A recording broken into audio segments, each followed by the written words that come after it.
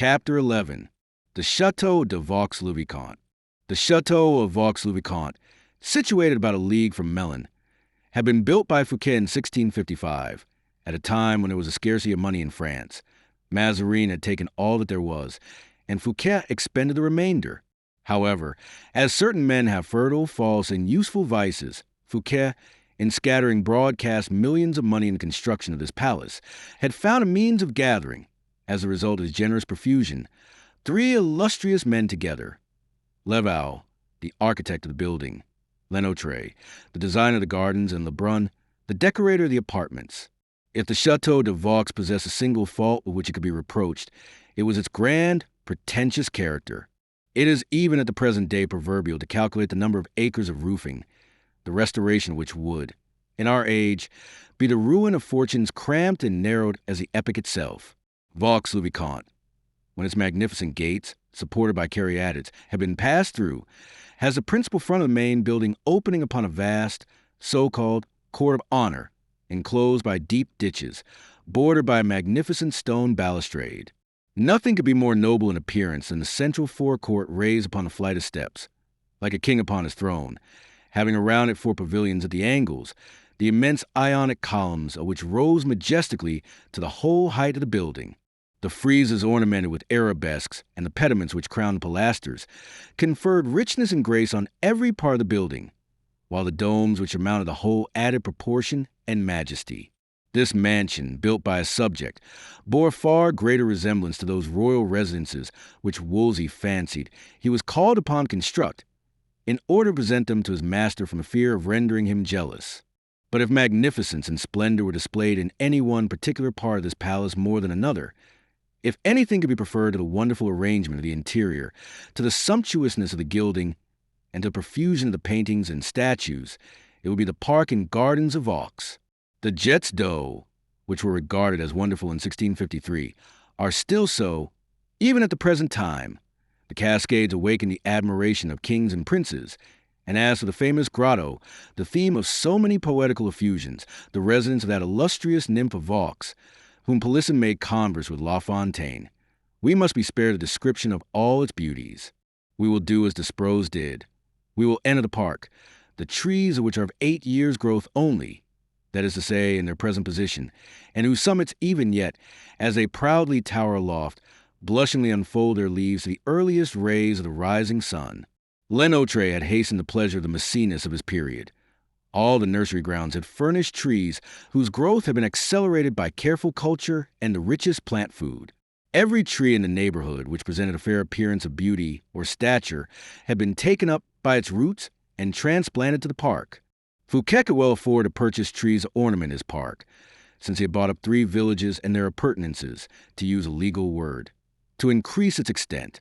M. de Scudery said of this palace, that, for the purpose of keeping the grounds and gardens well watered, Fouquet had divided a river into 1,000 fountains, and gathered the waters of 1,000 fountains into torrents. This same Monsieur de Scudery said a great many other things in his Clelie about this palace of Altera, the charms of which he describes most minutely. We should be far wiser to send our curious readers to Vaux to judge for themselves than to refer them to Clelie, and yet there are as many leagues from Paris to Vaux as there are volumes of the Clelie. This magnificent palace had been got ready for the reception of the greatest reigning sovereign of the time. Fouquet's friends had transported thither, some their actors in their dresses, others their troops of sculptors and artists, not forgetting others with their ready-mended pens. Floods of impromptus were contemplated. The cascades, somewhat rebellious nymphs though they were, poured forth their waters brighter and clearer than crystal. They scattered over the bronze Triton and nereids their waves of foam, which glistened like fire in the rays of the sun. An army of servants were hurrying to and fro in squadrons in the courtyard and corridors, while Fouquet, who had only that morning arrived, walked all through the palace with a calm, observant glance, in order to give his last orders, after his attendants had inspected everything. It was, as we have said, the 15th of August. The sun poured down its burning rays upon the heathen deities of marble and bronze. It raised the temperature of the water in the conch shells and ripened on the walls those magnificent peaches, of which the king, 50 years later, spoke so regretfully when at Marly, on an occasion of a scarcity of the finer sorts of peaches being complained of in the beautiful gardens there, gardens which had cost France double the amount that had been expended on Vaux. The great king observed to someone, "You are far too young to have eaten any of M. Fouquet's peaches. Oh, fame! Oh, blazon of renown! Oh, glory of this earth!" That very man whose judgment was so sound and accurate where merit was concerned, he who had swept into his coffers the inheritance of Nicolas Fouquet, who had robbed him of Lenôtre and Lebrun, and had sent him to rot for the remainder of his life in one of the state prisons, merely remembered the peaches of that vanquished, crushed, forgotten enemy. It was to little purpose that Fouquet had squandered 30 millions of francs in the fountains of his gardens, in the crucibles of his sculptors, in the writing desks of his literary friends, in the portfolios of his painters. Vainly had he fancied that thereby he might be remembered. A peach, a blushing, rich-flavored fruit, nestling in the trellis work on the garden wall, hidden beneath its long, green leaves, this little vegetable production that a dormouse would nibble up without a thought, was sufficient to recall to memory of this great monarch the mournful shade of the last surintendant of France. With a perfect reliance that Aramis had made arrangements fairly to distribute the vast number of guests throughout the palace, and that he had not omitted to attend to any of the internal regulations for their comfort, Fouquet devoted his entire attention to the ensemble alone. In one direction, Gourville showed him the preparations which had been made for fireworks. In another, Molière led him over the theater. At last, after he had visited the chapel, the salons, and the galleries, and was again going downstairs, exhausted with fatigue, Fouquet saw Aramis on the staircase. The prelate beckoned to him. The surintendant joined his friend, and with him paused before a large picture scarcely finished, applying himself heart and soul to his work. The painter Lebrun, covered with perspiration, stained with paint, pale from fatigue and the inspiration of genius, was putting the last finishing touches with his rapid brush. It was a portrait of the king, whom they were expecting, dressed in the court suit which Percerin had condescended to show beforehand to the Bishop of Vannes. Fouquet placed himself before this portrait, which seemed to live, as one might say, in the cool freshness of its flesh and in its warmth of color. He gazed upon it long and fixedly, estimated the prodigious labor that had been bestowed upon it, and, not being able to find any recompense sufficiently great for this Herculean effort, he passed his arm round the painter's neck and embraced him. The surintendant, by this action, had utterly ruined a suit of clothes worth 1,000 pistoles, but he had satisfied, more than satisfied, Lebrun. It was a happy moment for the artist. It was an unhappy moment for M. Percerin, who was walking behind Fouquet, and was engaged in admiring, in Lebrun's painting, the suit that he had made for His Majesty, a perfect objet d'art, as he called it, which was not to be matched except in the wardrobe of the surintendant. His distress and his exclamations were interrupted by a signal which had been given from the summit of the mansion, in the direction of Melun. In the still empty, open plain, the sentinels of Vaux had just perceived the advancing procession of the king and the queens. His Majesty was entering Melun with his long train of carriages and cavaliers. "In an hour," said Aramis to Fouquet. "In an hour," replied the latter, sighing. "And the people who ask one another what is the good of these royal fates," continued the Bishop of Vannes, laughing with his false smile. "Alas, I too, who am not the people, ask myself the same thing. I will answer you in 24 hours, Monseigneur. Assume a cheerful countenance, for it should be a day of true rejoicing." "Well, believe me or not, as you like, D'Herblay," said the surintendant, with a swelling heart, pointing at the cortege of Louis, visible in the horizon. "He certainly loves me but very little, and I do not care much more for him. But I cannot tell you how it is that since he is approaching my house—" "Well, what?" "Well, since I know he is on his way here as my guest, he is more sacred than ever for me. He is my acknowledged sovereign, and as such is very dear to me." "Dear?" "Yes," said Aramis, playing upon the word, as the Abbé Terray did at a later period with Louis XV. "Do not laugh, D'Herblay. I feel that, if he really seemed to wish it, I could love that young man." "You should not say that to me," returned Aramis, "but rather to M. Colbert." "To M. Colbert!" exclaimed Fouquet. "Why so?" "Because he would allow you a pension out of the king's privy purse, as soon as he becomes surintendant," said Aramis, preparing to leave as soon as he had dealt this last blow. "Where are you going?" returned Fouquet, with a gloomy look. "To my own apartment, in order to change my costume, monseigneur." "Whereabouts are you lodging, D'Herblay?" "In the blue room on the second story." "The room immediately over the king's room?" "Precisely. You will be subject to very great restraint there. What an idea to condemn yourself to a room where you cannot stir or move about. During the night, monseigneur, I sleep or read in my bed." "And your servants?" "I have but one attendant with me. I find my reader quite sufficient. Adieu, monseigneur. Do not overfatigue yourself. Keep yourself fresh for the arrival of the king. We shall see you by and by, I suppose, and shall see your friend Du Vallon also? He is lodging next to me, and is at this moment dressing."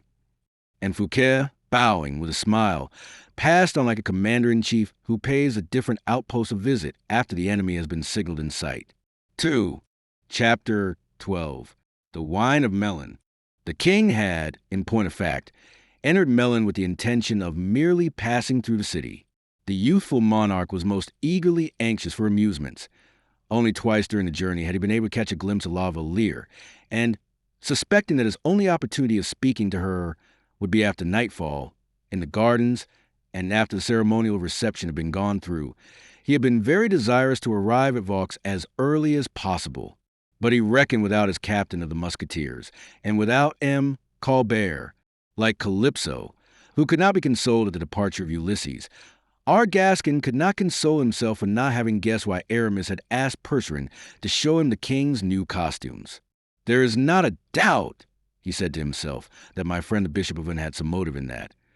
And then he began to rack his brains most uselessly. D'Artagnan, so intimately acquainted with all the court intrigues, who knew the position of Fouquet better than even Fouquet himself did, had conceived the strangest fancies and suspicions at the announcement of the fate, which would have ruined a wealthy man, and which became impossible, utter madness even, for a man so poor as he was. And then the presence of Aramis, who had returned from Belle Isle and been nominated by Monsieur Fouquet Inspector General of all the arrangements. His perseverance in mixing himself up with all the surintendant's affairs, his visits to Baisemeaux's, all this suspicious singularity of conduct had excessively troubled and tormented D'Artagnan during the last 2 weeks. With men of Aramis's stamp, he said, one is never the stronger except sword in hand. So long as Aramis continued a soldier, there was hope of getting the better of him. But since he has covered his cuirass with a stole, we are lost. But what can Aramis's object possibly be? And D'Artagnan plunged again into deep thought. "What does it matter to me? After all," he continued, "if his only object is to overthrow M. Colbert, and what else can he be after?" And D'Artagnan rubbed his forehead, that fertile land, whence the plowshare's nails had turned up so many and such admirable ideas in his time. He at first thought of talking the matter over with Colbert, but his friendship for Aramis, the oath of earlier days, bound him too strictly. He revolted at the bare idea of such a thing, and besides, he hated the financier too cordially. Then again, he wished to unburden his mind to the king, but yet the king would not be able to understand the suspicions which had not even a shadow of reality at their base. He resolved to address himself to Aramis, direct, the first time he met him. "I will get him," said the musketeer, between a couple of candles, suddenly, and when he least expects it. "I will place my hand upon his heart, and he will tell me—" "What will he tell me?" "Yes, he will tell me something, for Mordioux. There is something in it, I know." Somewhat calmer, D'Artagnan made every preparation for the journey, and took the greatest care that the military household of the king, as yet very inconsiderable in numbers, should be well officered and well disciplined in its meager and limited proportions. The result was that, through the captain's arrangements, the king, on arriving at Melun, saw himself at the head of both the Musketeers and Swiss guards, as well as a picket of the French guards. It might almost have been called a small army. Colbert looked at the troops with great delight. He even wished they had been a third more in number. "But why?" said the king. "In order to show greater honor to M. Fouquet," replied Colbert. "In order to ruin him the sooner," thought D'Artagnan. When this little army appeared before Melun, the chief magistrates came out to meet the king and presented him with the keys of the city, and invited him to enter the Hôtel de Ville in order to partake of the wine of honor. The king, who expected to pass through the city and to proceed to Vaux without delay, became quite red in the face from vexation. "Who was fool enough to occasion this delay?" muttered the king between his teeth, as the chief magistrate was in the middle of a long address. "Not I, certainly," replied D'Artagnan, "but I believe it was M. Colbert." Colbert, having heard his name pronounced, said, "What was D'Artagnan good enough to say?" "I was good enough to remark that it was you who stopped the king's progress, so that he might taste of vin de Brie. Was I right?" "Quite so, monsieur. In that case, then, it was you whom the king called some name or other." "What name?" "I hardly know, but wait a moment. Idiot, I think it was... No, it was fool or dolt. Yes. His Majesty said that the man who had thought of the vin de melon was something of the sort." D'Artagnan, after this broadside, quietly caressed his mustache. Colbert's large head seemed to become larger and larger than ever. D'Artagnan, seeing how ugly anger made him, did not stop halfway. The orator still went on with his speech, while the king's color was visibly increasing. "Mordioux," said the musketeer coolly, "the king is going to have an attack of determination of blood to the head. Where the deuce did you get hold of that idea, Monsieur Colbert? You have no luck." "Monsieur," said the financier, drawing himself up, "my zeal for the king's service inspired me with the idea." "Bah! Monsieur, Melun is a city, an excellent city, which pays well, and which it would be imprudent to displease." "There now, I, who do not pretend to be a financier, saw only one idea in your idea." "What was that, monsieur?" "That of causing a little annoyance to M. Fouquet, who is making himself quite giddy on his donjons yonder, in waiting for us." This was a home stroke, hard enough in all conscience. Colbert was completely thrown out of the saddle by it, and retired, thoroughly discomfited. Fortunately, the speech was now at an end. The king drank the wine which was presented to him, and then everyone resumed the progress through the city. The king bit his lips in anger, for the evening was closing in, and all hope of a walk with La Valliere was at an end. In order that the whole of the king's household should enter Vaux, for hours at least were necessary, owing to the different arrangements. The king, therefore, who was boiling with impatience, hurried forward as much as possible in order to reach it before nightfall. But at the moment he was setting off again, other and fresh difficulties arose. "Is not the king going to sleep at Melun?" said Colbert, in a low tone of voice, to D'Artagnan.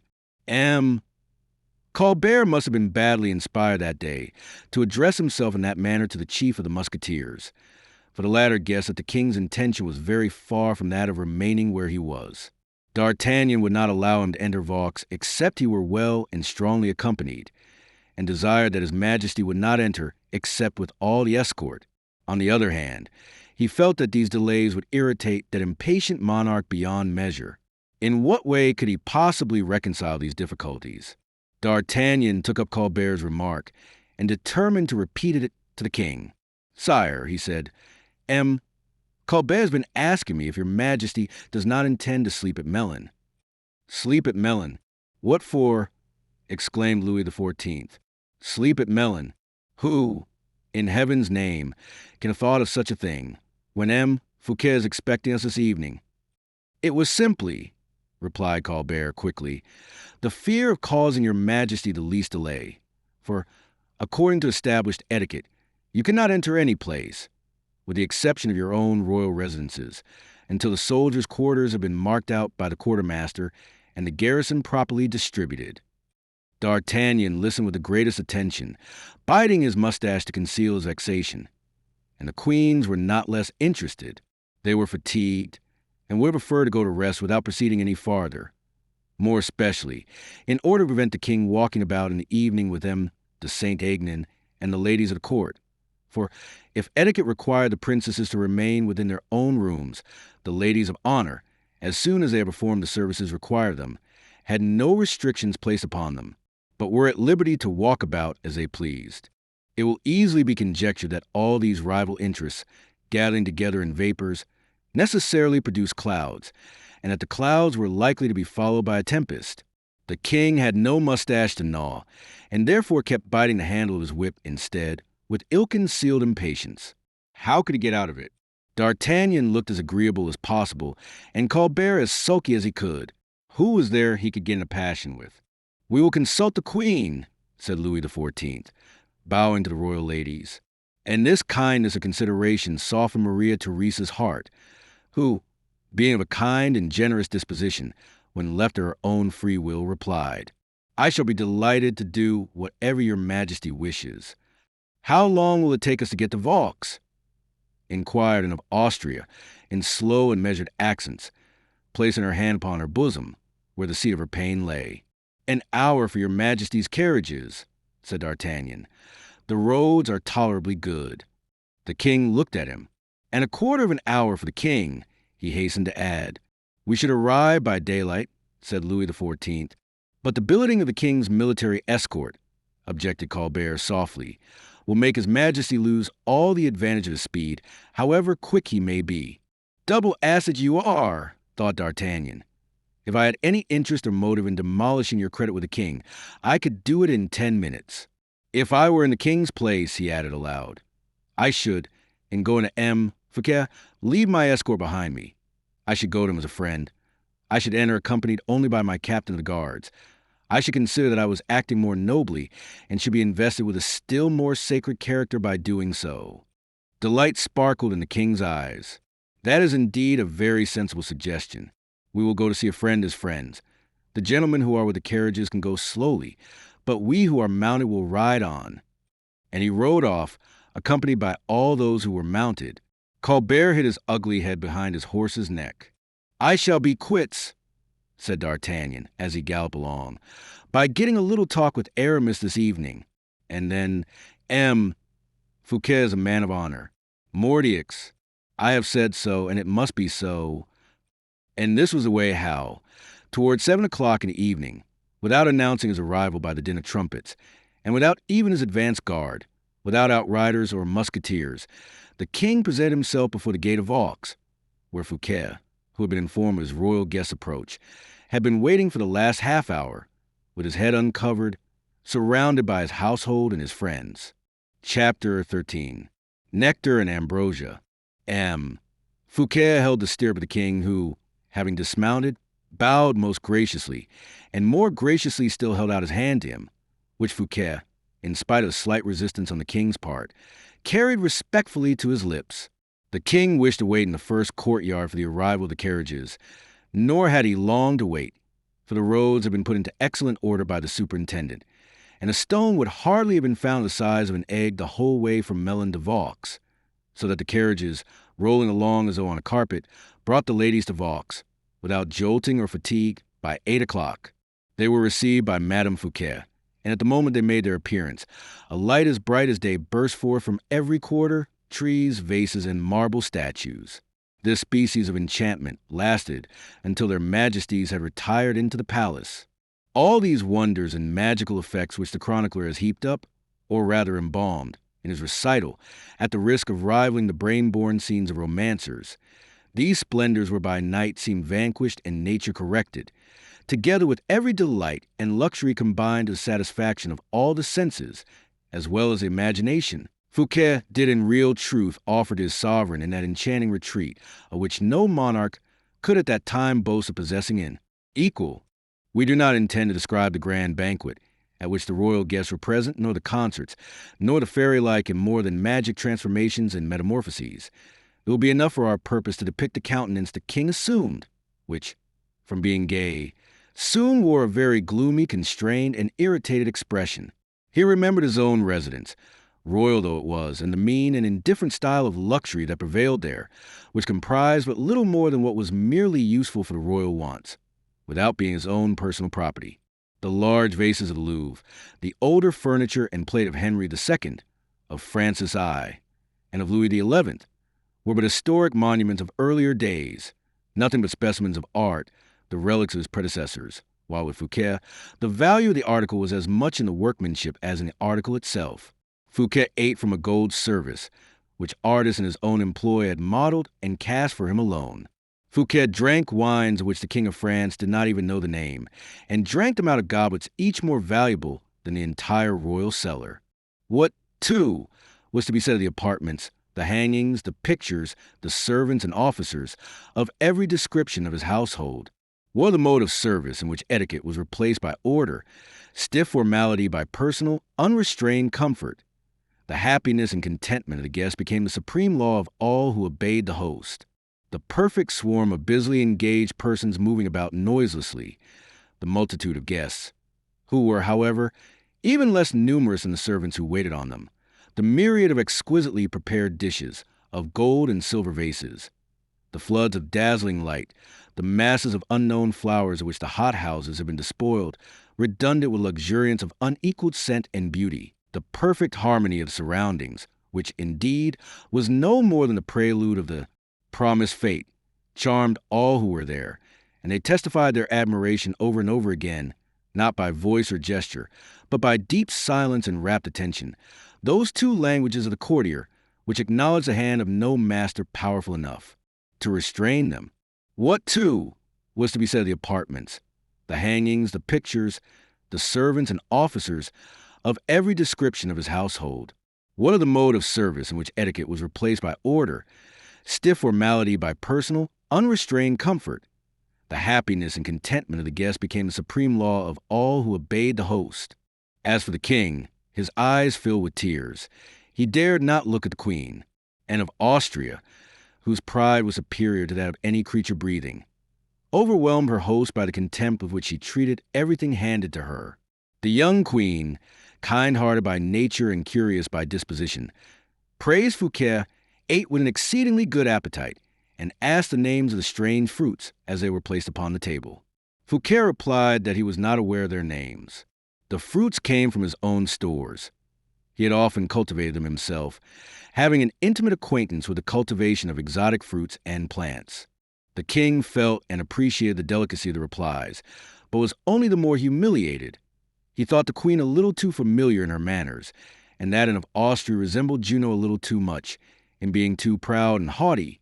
His chief anxiety, however, was himself, that he might remain cold and distant in his behavior, bordering lightly the limits of supreme disdain or simple admiration.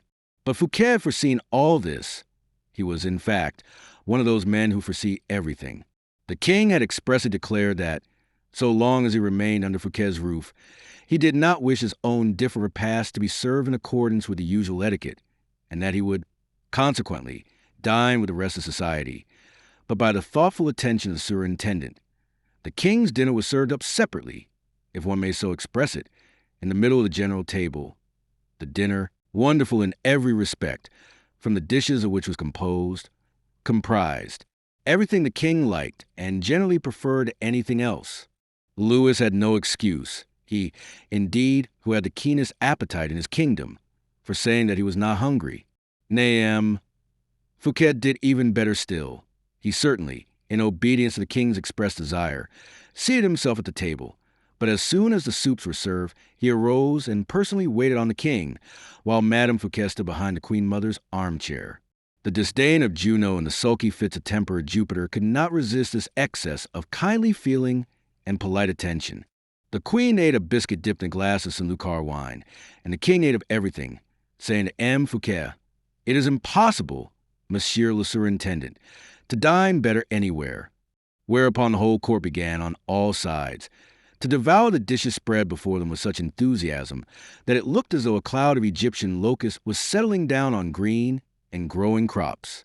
As soon, however, as his hunger was appeased, the king became morose and overgloomed again, the more so in proportion to the satisfaction he fancied he had previously manifested, and particularly on account of the deferential manner which his courtiers had shown towards Fouquet.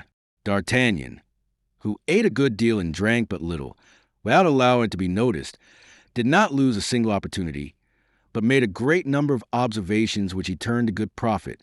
When the supper was finished, the king expressed a wish not to lose the promenade. The park was illuminated. The moon, too, as if she had placed herself at the orders of the Lord of Vaux, silvered the trees and lake with her own bright and quasi-phosphorescent light.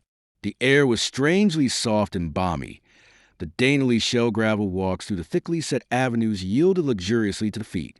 The fete was complete in every respect, for the king, having met La Valliere in one of the winding paths of the wood, was able to press her hand and say, "I love you," without anyone overhearing him except D'Artagnan, who followed, and M. Fouquet, who preceded him. The dreamy night of magical enchantments stole smoothly on, the king having requested to be shown to his room. There was immediately a movement in every direction. The queens passed to their own apartments, accompanied by the music of their boss and lutes. The king found his musketeers awaiting him on a grand flight of steps. For M. Fouquet had brought them on from Melun, and had invited them to supper. D'Artagnan's suspicions at once disappeared. He was weary, he had supped well, and wished, for once in his life, thoroughly to enjoy a fete given by a man who was in every sense of the word a king. M. Fouquet, he said, is the man for me. The king was conducted with the greatest ceremony to the chamber of Porthos, of which we owe some cursory description to our readers. It was the handsomest and largest in the palace. Lebrun had painted on the vaulted ceiling the happy as well as the unhappy dreams which Porthos inflicts on kings, as well as on other men. Everything that sleep gives birth to that is lovely, its fairy scenes, its flowers and nectar, the wild voluptuousness or profound repose of the senses, had the painter elaborated on his frescoes. It was a composition as soft and pleasing in one part, as dark and gloomy and terrible in another. The poisoned chalice, the glittering dagger suspended over the head of the sleeper, wizards and phantoms with terrific masks, those half-dim shadows more alarming than the approach of fire or the somber face of midnight, these, and such as these, he had made the companions of his more pleasing pictures. No sooner had the king entered his room than a cold shiver seemed to pass through him, and on Fouquet asking him the cause of it, the king replied, as pale as death, "I am sleepy, that is all. Does your majesty wish for your attendance at once?" "No, I have to talk with a few persons first," said the king. "Will you have the goodness to tell them? Colbert, I wish to see him." Fouquet bowed and left the room. Chapter 14. A Gascon and a Gascon and a half. D'Artagnan had determined to lose no time, and in fact he never was in the habit of doing so. After having inquired for Aramis, he had looked for him in every direction until he had succeeded in finding him. Besides, no sooner had the king entered Vaux than Aramis had retired to his own room, meditating, doubtless, some new piece of gallant attention for his majesty's amusement. D'Artagnan desired the servants to announce him, and found on the second story, in a beautiful room called the Blue Chamber, on account of the color of its hangings, the Bishop of in company with Porthos and several of the modern Epicureans. Aramis came forward to embrace his friend and offered him the best seat. As it was after a while generally remarked among those present that the musketeer was reserved, and wished for an opportunity for conversing secretly with Aramis, the Epicureans took their leave. Porthos, however, did not stir, for true it is that, having dined exceedingly well, he was fast asleep in his armchair, and the freedom of conversation therefore was not interrupted by a third person. Porthos had a deep, harmonious snore, and people might talk in the midst of his loud bass without fear of disturbing him. D'Artagnan felt that he was called upon to open the conversation. "Well, and so we have come to Vaux," he said. "Why?" "Yes, D'Artagnan. And how do you like the place?" "Very much, and I like M. Fouquet also. Is he not a charming host?" "No one could be more so. I am told that the king began by showing great distance of manner towards M. Fouquet, but that his majesty grew much more cordial afterwards." "You did not notice it, then, since you say you have been told so?" "No. I was engaged with a gentleman who have just left the room about the theatrical performances and the tournaments which are to take place tomorrow." "Ah, indeed. You are the Comptroller General of the Fates here, then?" "You know, I am a friend of all kinds of amusement where the exercise of the imagination is called into activity. I have always been a poet in one way or another." "Yes, I remember the verses you used to write. They were charming." "I have forgotten them, but I am delighted to read the verses of others, when those others are known by the names of Molière, Polisson, La Fontaine, etc. Do you know what idea occurred to me this evening, Aramis?" "No. Tell me what was, for I should never be able to guess it. You have so many." "Well, the idea occurred to me that the true King of France is not Louis XIV. "What?" said Aramis, involuntarily, looking the musketeer full in the eyes. No, it is Monsieur Fouquet. Aramis breathed again and smiled. Ah, you are like all the rest jealous, he said. I would wager that it was them, Colbert, who turned that pretty phrase. D'Artagnan, in order to throw Aramis off his guard, related Colbert's misadventures with regard to the vin de melon. He comes of a mean race, does Colbert, said Aramis. Quite true. When I think, too, added the bishop, that fellow will be your minister within 4 months, and that you will serve him as blindly as you did Richelieu or Mazarin. And as you serve M. Fouquet, said D'Artagnan. With this difference, though, that M. Fouquet is not M. Colbert. True, true, said D'Artagnan, as he pretended to become sad and full of reflection, and then a moment after he added, Why do you tell me that M. Colbert will be minister in 4 months? Because M. Fouquet will have ceased to be so, replied Aramis. He will be ruined, you mean? Said D'Artagnan. Completely so. Why does he give these fates, then? Said the musketeer, in a tone so full of thoughtful consideration, and so well assumed, that the bishop was for the moment deceived by it. Why did you not dissuade him from it? The latter part of the phrase was just a little too much, and Aramis's former suspicions were again aroused. It is done with the object of humoring the king. By ruining himself? Yes, by ruining himself for the king. A most eccentric, one might say, sinister calculation that. Necessity, my friend.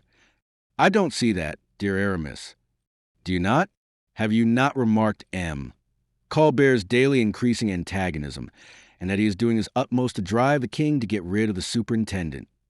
One must be blind not to see it. And that a cabal is already armed against M. Fouquet? That is well known. What likelihood is there that the king would join a party formed against a man who will have spent everything he had to please him? True, true, said D'Artagnan, slowly, hardly convinced, yet curious to broach another phase of the conversation. There are follies and follies, he resumed, and I do not like those you are committing. What do you allude to? As for the banquet, the ball, the concert, the theatricals, the tournaments, the cascades, the fireworks, the illuminations, and the presents, these are well and good, I grant. But why were not these expenses sufficient? Why was it necessary to have new liveries and costumes for your whole household? You are quite right. I told M. Fouquet that myself. He replied that if he were rich enough, he would offer the king a newly erected chateau, from the vanes of the houses to the very subcellars, completely new inside and out, and that, as soon as the king had left, he would burn the whole building and its contents, in order that it might not be made use of by anyone else. How completely Spanish. I told him so, and he then added this. Whoever advises me to spare expense, I shall look upon as my enemy. It is positive madness, and that portrait, too. What portrait? Said Aramis. That of the king, and surprise as well. What surprise? The surprise you seem to have in view, and on account of which you took some specimens away, when I met you at Percherin's. D'Artagnan paused. The shaft was discharged, and all he had to do was to wait and watch its effect. That is merely an act of graceful attention, replied Aramis. D'Artagnan went up to his friend, took hold of both his hands, and looking him full in the eyes, said, Aramis, do you still care for me a very little? What a question to ask. Very good. One favor. Then, why did you take some patterns of the king's costumes at Percherin's? Come with me and ask poor Lebrun, who has been working upon them for the last 2 days and nights. Aramis, that may be true for everybody else, but for me... Upon my word, D'Artagnan, you astonish me. Be a little considerate. Tell me the exact truth. You would not like anything disagreeable to happen to me, would you? My dear friend, you are becoming quite incomprehensible. What suspicion can you have possibly got hold of? Do you believe in my instinctive feelings? Formerly you used to have faith in them. Well, then, an instinct tells me that you have some concealed project on foot. A project? I am convinced of it. What nonsense! I am not only sure of it, but I would even swear it. Indeed, D'Artagnan, you cause me the greatest pain. Is it likely, if I have any project in hand that I ought to keep secret from you, I should tell you about it? If I had one that I could and ought to have revealed, should I not have long ago divulged it? No, Aramis, no. There are certain projects which are never revealed until a favorable opportunity arrives. In that case, my dear fellow, returned the bishop, laughing, the only thing now is that the opportunity has not yet arrived. D'Artagnan shook his head with a sorrowful expression. Oh, friendship, friendship, he said. What an idle word you are. Here is a man who, if I were but to ask it, would suffer himself to be cut in pieces for my sake. You are right, said Aramis, nobly. And this man, who would shed every drop of blood in his veins for me, will not open up before me the least corner in his heart. Friendship, I repeat, is nothing but an unsubstantial shadow, a lure, like everything else in this bright, dazzling world. It is not thus you should speak of our friendship, replied the bishop in a firm, assured voice, for ours is not the same nature as those of which you've been speaking.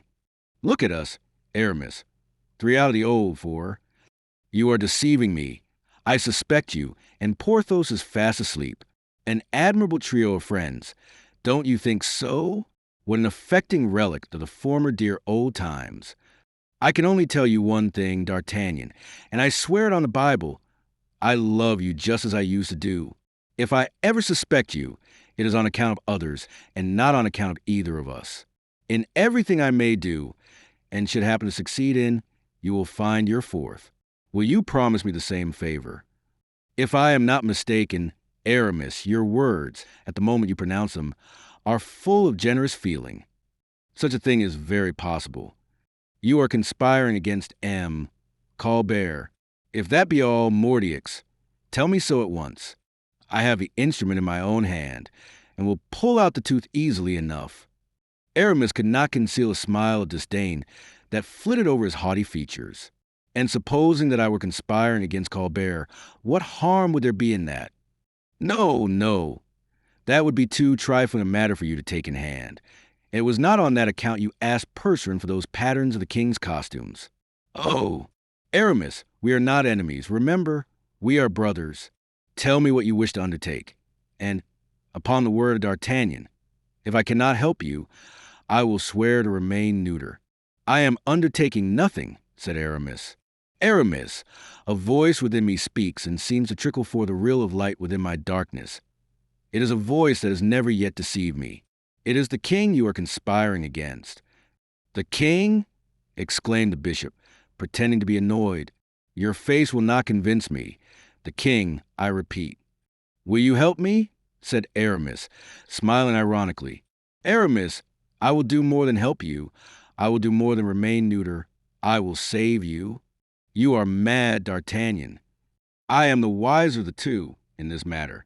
You to suspect me of wishing to assassinate the king. Who spoke of such a thing? Smiled the musketeer. Well, let us understand one another. I do not see what anyone can do to a legitimate king as ours is if he does not assassinate him. D'Artagnan did not say a word. Besides, you have your guards and your musketeers here, said the bishop. True, you are not in M. Fouquet's house, but in your own. True, but in spite of that, Aramis, grant me, for pity's sake, one single word of true friend. A true friend's word is ever truth itself. If I think of touching, even with my finger, the son of Austria, the true king of this realm of France, if I had not the firm intention of prostrating myself before his throne, if in every idea I may entertain tomorrow, here Vaux, will not be the most glorious day my king ever enjoyed, may heaven's lightning blast me where I stand.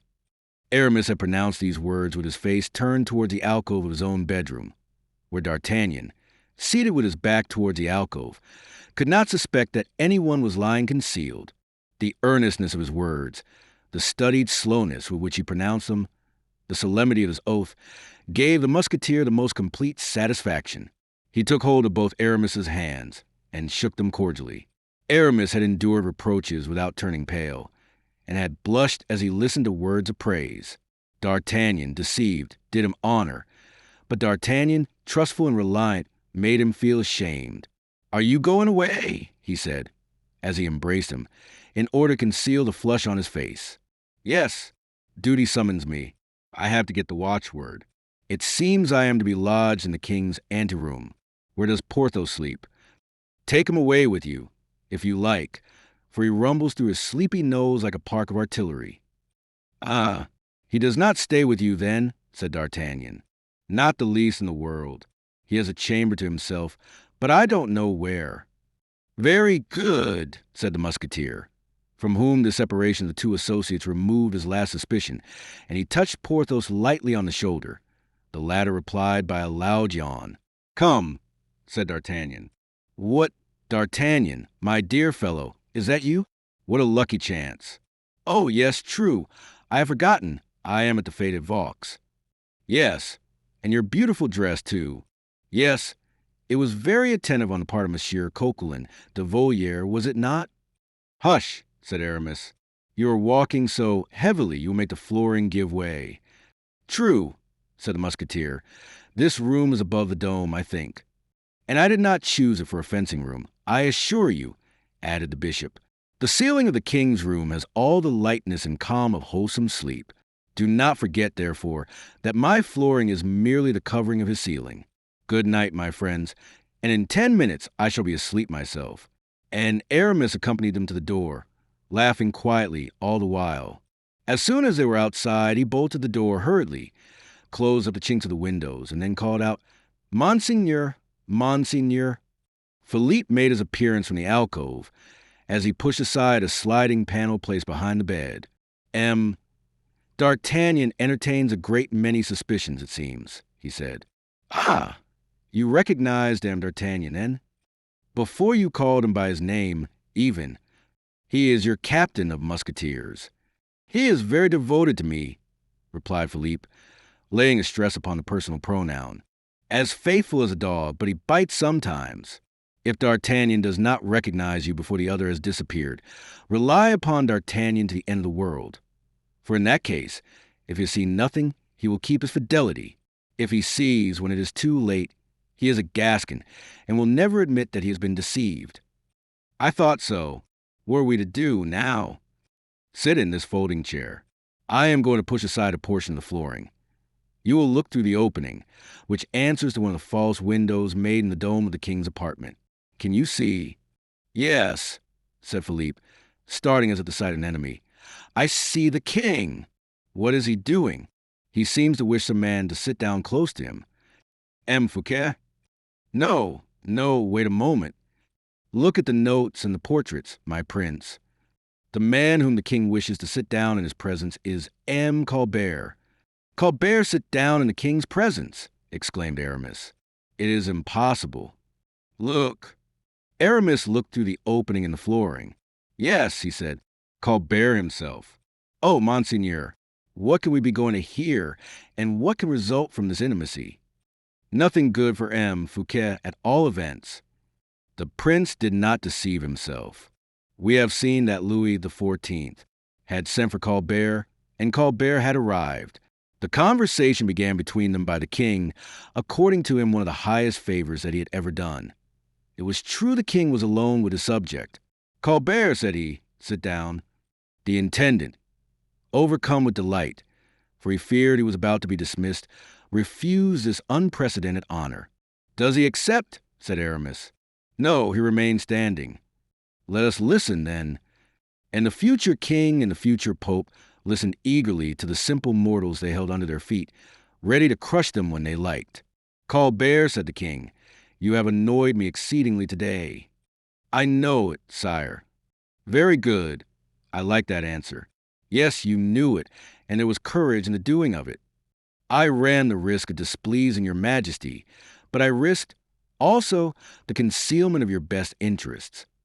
"What?" "You were afraid of something on my account." "I was, sire." "Even if it were nothing more than an indigestion," said Colbert. "For people do not give their sovereign such banquets as the one of today, unless it be to stifle them beneath the burden of good living." Colbert awaited the effect this coarse jest would produce upon the king. And Louis XIV, who was the vainest and the most fastidiously delicate man in his kingdom, forgave Colbert the joke. "The truth is," he said, "that M. Fouquet has given me too good a meal. Tell me, Colbert, where does he get all the money required for this enormous expenditure? Can you tell?" "Yes, I do know, sire." "Will you be able to prove it with tolerable certainty?" "Easily, and to the utmost farthing. I know you are very exact. Exactitude is the principal qualification required in an intendant of finances, but all are not so. I thank you, Majesty, for so flattering a compliment from your own lips. M. Fouquet, therefore, is rich, very rich, and I suppose every man knows he is so. Every one, sire, the living as well as the dead. What does that mean, Monsieur Colbert? The living are witnesses of M. Fouquet's wealth. They admire and applaud the result produced. But the dead, wiser and better informed than we are, know how that wealth was obtained, and they rise up in accusation. So that M. Fouquet owes his wealth to some cause or other. The occupation of an intendant very often favors those who practice it. You have something to say to me more confidentially. I perceive. Do not be afraid. We are quite alone. I am never afraid of anything under the shelter of my own conscience and under protection of your Majesty, said Colbert, bowing. If the dead, therefore, were to speak. They do speak sometimes, sire. Read. Ah, murmured Aramis in the prince's ear, who, close beside him, listened without losing a syllable. Since you are placed here, Monseigneur, in order to learn your vocation of a king, listen to a piece of infamy, of a nature truly royal. You are about to be a witness of one of those scenes which the foul fiend alone conceives and executes. Listen attentively. You will find your advantage in it. The prince redoubled his attention and saw Louis XIV take from Colbert's hands a letter the latter held out to him. The late cardinal's handwriting, said the king. Your Majesty has an excellent memory, replied Colbert, bowing. It is an immense advantage for a king who is destined for hard work to recognize handwritings at the first glance. The king read Mazarin's letter, and, as its content are already known to the reader, in consequence of the misunderstanding between Madame de Chevreuse and Aramis, nothing further will be learned if we stated them here again. I do not quite understand, said the king, greatly interested. Your Majesty has not acquired the utilitarian habit of checking the public accounts. I see that it refers to money that had been given to M. Fouquet. 13 millions. A tolerably good sum. Yes. Well, these 13 millions are wanting to balance the total of the account. That is what I do not very well understand. How is this deficit possible? Possible, I do not say, but there is no doubt about fact that it is really so. You say that these 13 millions are found to be wanting in the accounts? I do not say so, but the registry does. And this letter of M. Mazarin indicates the employment of that sum and the name of the person with whom it was deposited? As your Majesty can judge for yourself. Yes, and the result is then that M. Fouquet has not yet restored the 13 millions. That results in the accounts. Certainly, sire. Well, and consequently, sire, in that case, inasmuch as M. Fouquet has not yet given back the 13 millions, he must have appropriated them to his own purpose, and with those 13 millions one could incur 4 times and a little more as much expense, and make 4 times as great a display, as your Majesty was able to do at Fontainebleau, where we only spent 3 millions altogether, if you remember. For a blunderer, the souvenir he had evoked was a rather skillfully contrived piece of baseness, for by the remembrance of his own fate he, for the first time, perceived his inferiority compared with that of Fouquet. Colbert received back again at Vaux what Fouquet had given him at Fontainebleau, and, as a good financier, returned it with the best possible interest. Having once disposed the king's mind in this artful way, Colbert had nothing of much importance to detain him. He felt that such was the case, for the king, too, had again sunk into a dull and gloomy state. Colbert awaited the first words from the king's lips with as much impatience as Philippe and Aramis did from their place of observation. Are you aware what is the usual and natural consequence of all this, Monsieur Colbert? Said the king, after a few moments' reflection. No, sire, I do not know. Well, then, the fact of the appropriation of the 13 millions, if it can be proved. But it is so already. I mean, if it were to be declared and certified, M. Colbert, I think it will be tomorrow, if your Majesty, were we not under M. Fouquet's roof, you're going to say, perhaps, replied the king, with something of nobility in his demeanor. The king is in his own palace, wherever he may be, especially in houses which the royal money has constructed. I think, said Philippe in a low tone to Aramis, that the architect who planned this dome ought, anticipating the use it could be put to at a future opportunity, so I contrived that it might be made to fall upon the heads of scoundrels such as M. Colbert. I think so, too, replied Aramis. But M. Colbert is so very near the king at this moment. That is true, and that would open the succession, of which your younger brother would reap all the advantage, Monseigneur. But stay, let us keep quiet and go on listening. We shall not have long to listen, said the young prince. Why not, Monseigneur? Because if I were king, I should make no further reply. And what would you do? I should wait until tomorrow morning to give myself time for reflection. Louis XIV at last raised his eyes, and finding Colbert attentively waiting for his next remarks, said hastily, changing the conversation, Colbert, I perceive it is getting very late, and I shall now retire to bed. By tomorrow morning I shall have made up my mind. Very good, sire, returned Colbert, greatly incensed, although he restrained himself in the presence of the king. The king made a gesture of adieu, and Colbert withdrew a respectful bow. My attendants, cried the king, and, as they entered the apartment, Philippe was about to quit his post of observation. A moment longer, said Aramis to him, with his accustomed gentleness of manner. What has just now taken place is only a detail, and tomorrow we shall have no occasion to think anything more about it. But the ceremony of the king's retiring to rest, the etiquette observed in addressing the king, that indeed is of the greatest importance. Learn, sire, and study well how you ought to go to bed of a night. Look. Chapter 15. Colbert. History will tell us, or rather history has told us, of the various events of the following day, of the splendid fetes given by the superintendent to his sovereign. Nothing but amusement and delight was allowed to prevail throughout the whole of the following day. There was a promenade, a banquet, a comedy to be acted, and a comedy, too, in which, to his great amazement, Porthos recognized M. Coquelin de Voliere as one of the actors, in the piece called Les Fâcheux. Full of preoccupation, however, from the scene of the previous evening, and hardly recovered from the effects of the poison which Colbert had then administered to him, the king, during the whole of the day, so brilliant in its effects, so full of unexpected and startling novelties, in which all the wonders of the Arabian Nights' entertainments seemed to be reproduced for his especial amusement. The king, we say, showed himself cold, reserved, and taciturn. History will tell us, or rather history has told us, of the various events of the following day, of the splendid fetes given by the superintendent to his sovereign. Nothing could smooth the frowns upon his face. Everyone who observed him noticed that a deep feeling of resentment, of remote origin, increased by slow degrees, as the source becomes a river, thanks to the thousand threads of water that increase its body, was keenly alive in the depths of the king's heart. Towards the middle of the day only did he begin to resume a little serenity of manner, and by that time he had, in all probability, made up his mind. Aramis, who followed him step by step in his thoughts, as in his walk, concluded that the event he was expecting would not be long before it was announced.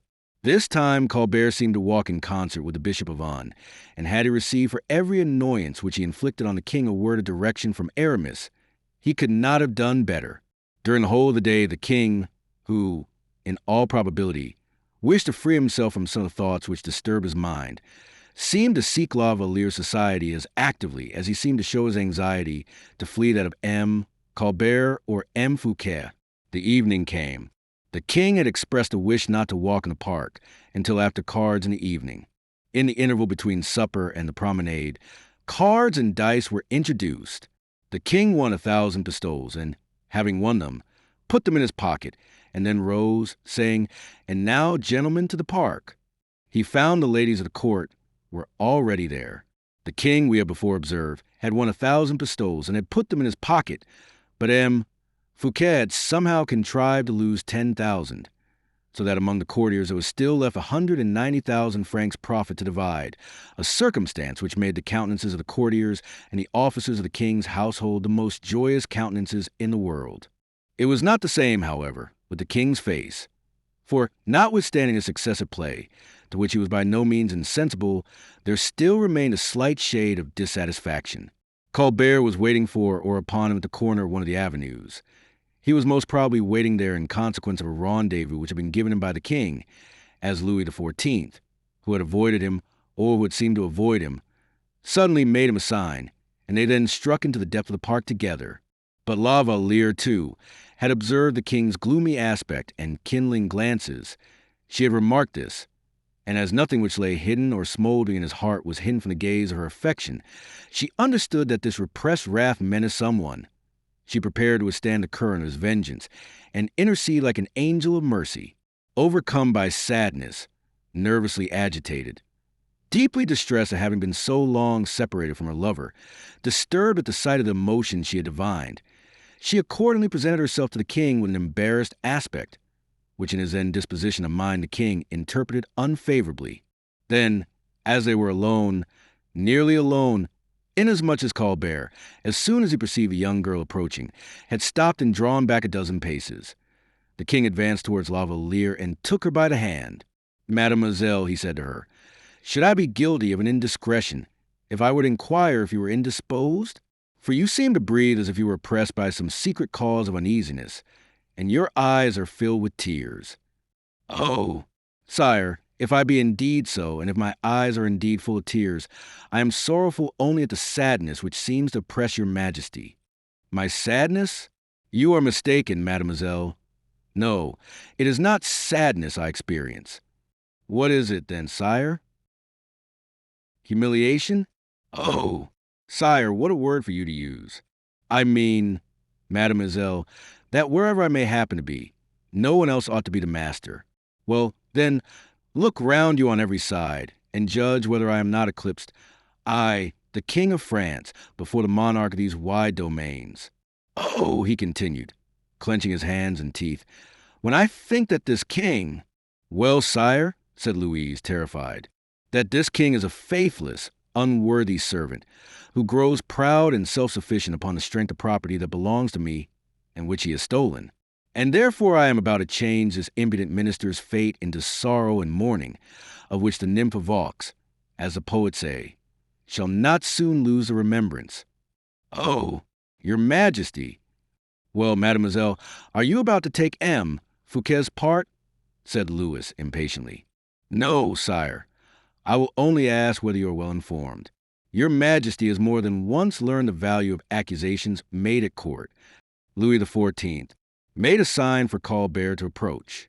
"Speak, Monsieur Colbert," said the young prince, "for I almost believe that Mademoiselle de la Valliere has need of your assistance before she can put any faith in the king's word.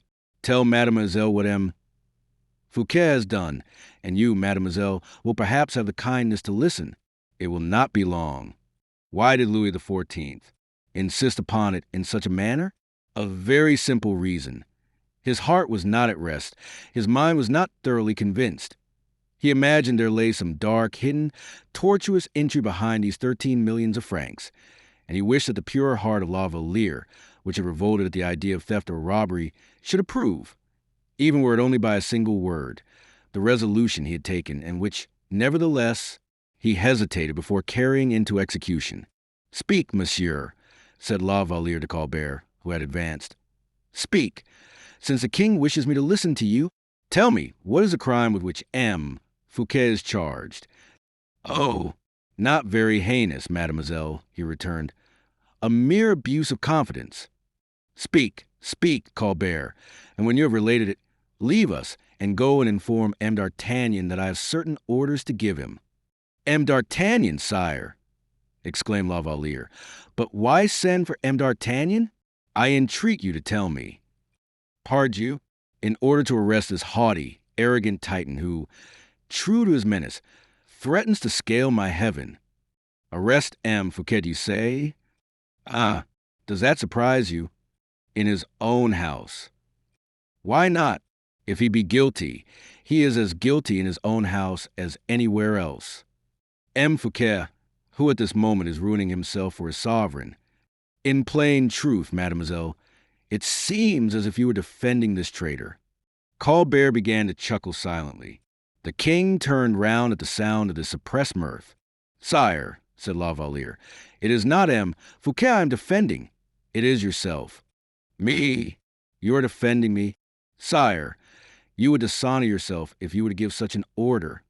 "Dishonor myself," murmured the king, turning pale with anger. "In plain truth, mademoiselle, you show a strange persistence in what you say."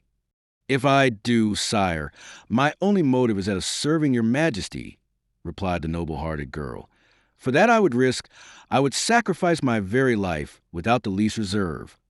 Colbert seemed inclined to grumble and complain. La Valliere, that timid, gentle lamb, turned round upon him, and with a glance like lightning imposed silence upon him.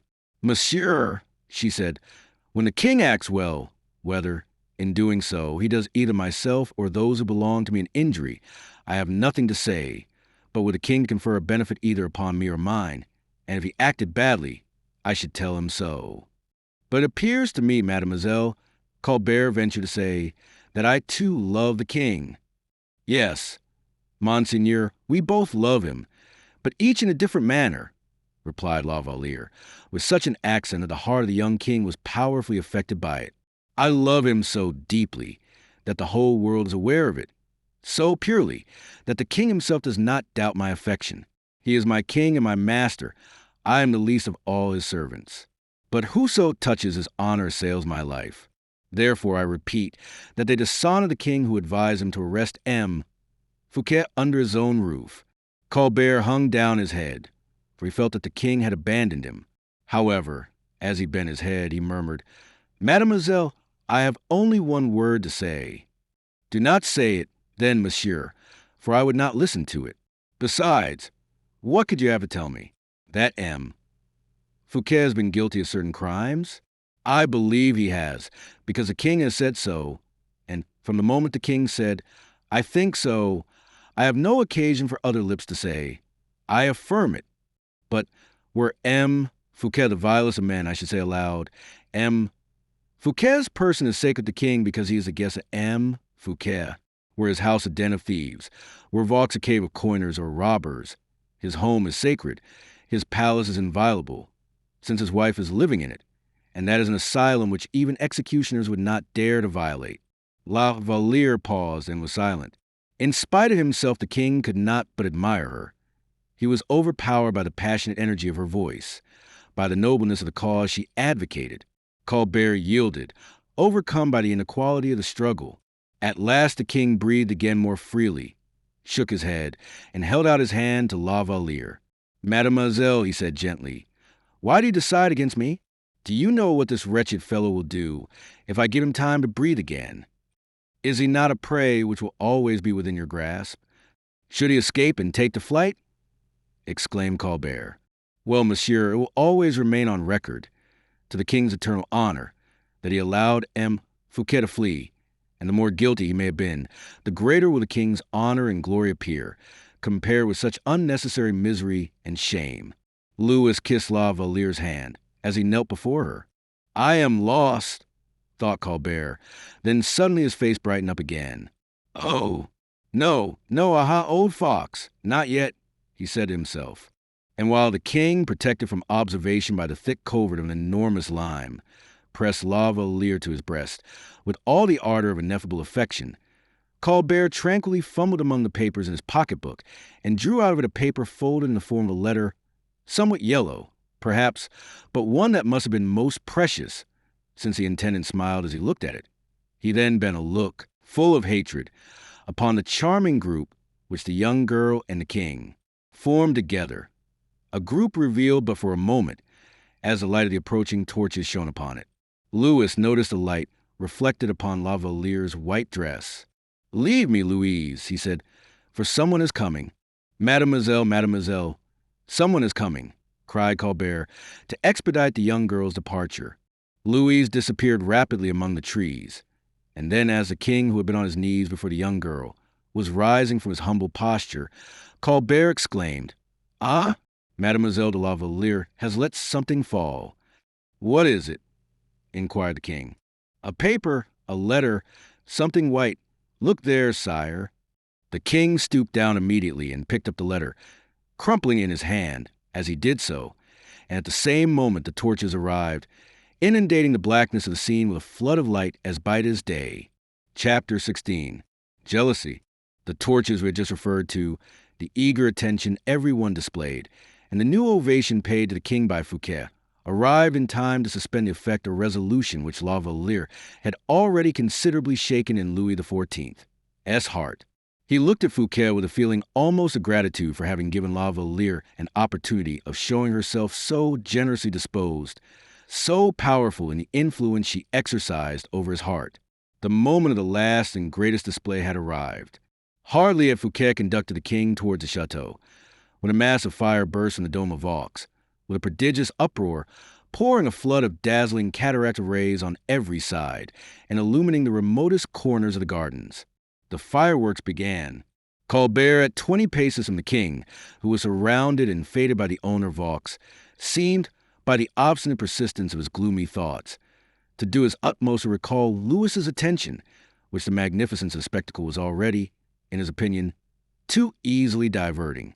Suddenly, just as Louis was on the point of holding out to Fouquet, he perceived in his hand the paper which, as he believed, La Valliere had dropped at his feet as she hurried away.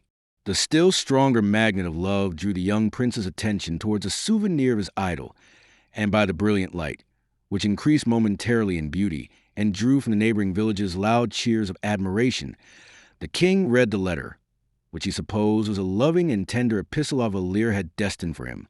But as he read it, a death-like pallor stole over his face, and an expression of deep-seated wrath, illumined by the many-colored fire which gleamed so brightly, soaringly around the scene, produced a terrible spectacle which everyone was shuddered at, could they only have read into his heart, now torn by the most stormy and most bitter passions. There was no truce for him now, influenced as he was by jealousy and mad passion. From the very moment when the dark truth was revealed to him, every gentler feeling seemed to disappear. Pity, kindness of consideration, the religion of hospitality, all were forgotten in the bitter pang which wrung his heart. He, still too weak to hide his sufferings, was almost on the point of uttering a cry of alarm and calling his guards to gather round him. This letter which Colbert had thrown down at the king's feet, the reader has doubtlessly guessed, was the same that had disappeared with the porter Toby at Fontainebleau, after the attempt which Fouquet had made upon La Valliere's heart. Fouquet saw the king's pallor and was far from guessing the evil. Colbert saw the king's anger and rejoiced inwardly at the approach of the storm. Fouquet's voice drew the young prince from his wrathful reverie. "What is the matter, sire?" inquired the superintendent, with an expression of graceful interest. Louis made a violent effort over himself, as he replied, "Nothing. I am afraid your majesty is suffering." "I am suffering, and have already told you so, monsieur, but it is nothing." And the king, without waiting for the termination of the fireworks, turned towards the chateau. Fouquet accompanied him, and the whole court followed, leaving the remains of the fireworks consuming for their own amusement. The superintendent endeavored again to question Louis XIV, but did not succeed in obtaining a reply. He imagined there had been some misunderstanding between Louis and La Valliere in the park, which had resulted in a slight quarrel, and that the king, who was not ordinarily sulky by disposition, but completely absorbed by his passion for La Valliere, had taken a dislike to every one because his mistress had shown herself offended with him. This idea was sufficient to console him. He had even a friendly and kindly smile for the young king, when the latter wished him good night. This, however, was not all the king had to submit to. He was obliged to undergo the usual ceremony, which on that evening was marked by close adherence to the strictest etiquette. The next day was the one fixed for departure. It was but proper that the guests should thank their host, and show him a little attention in return for the expenditure of his 12 millions. The only remark approaching amiability which the king could find to say to M. Fouquet, as he took leave of him, were in these words: "M. Fouquet, you shall hear from me. Be good enough to desire M. D'Artagnan to come here." But the blood of Louis XIV, who had so profoundly dissimulated his feelings, boiled in his veins, and he was perfectly willing to order M.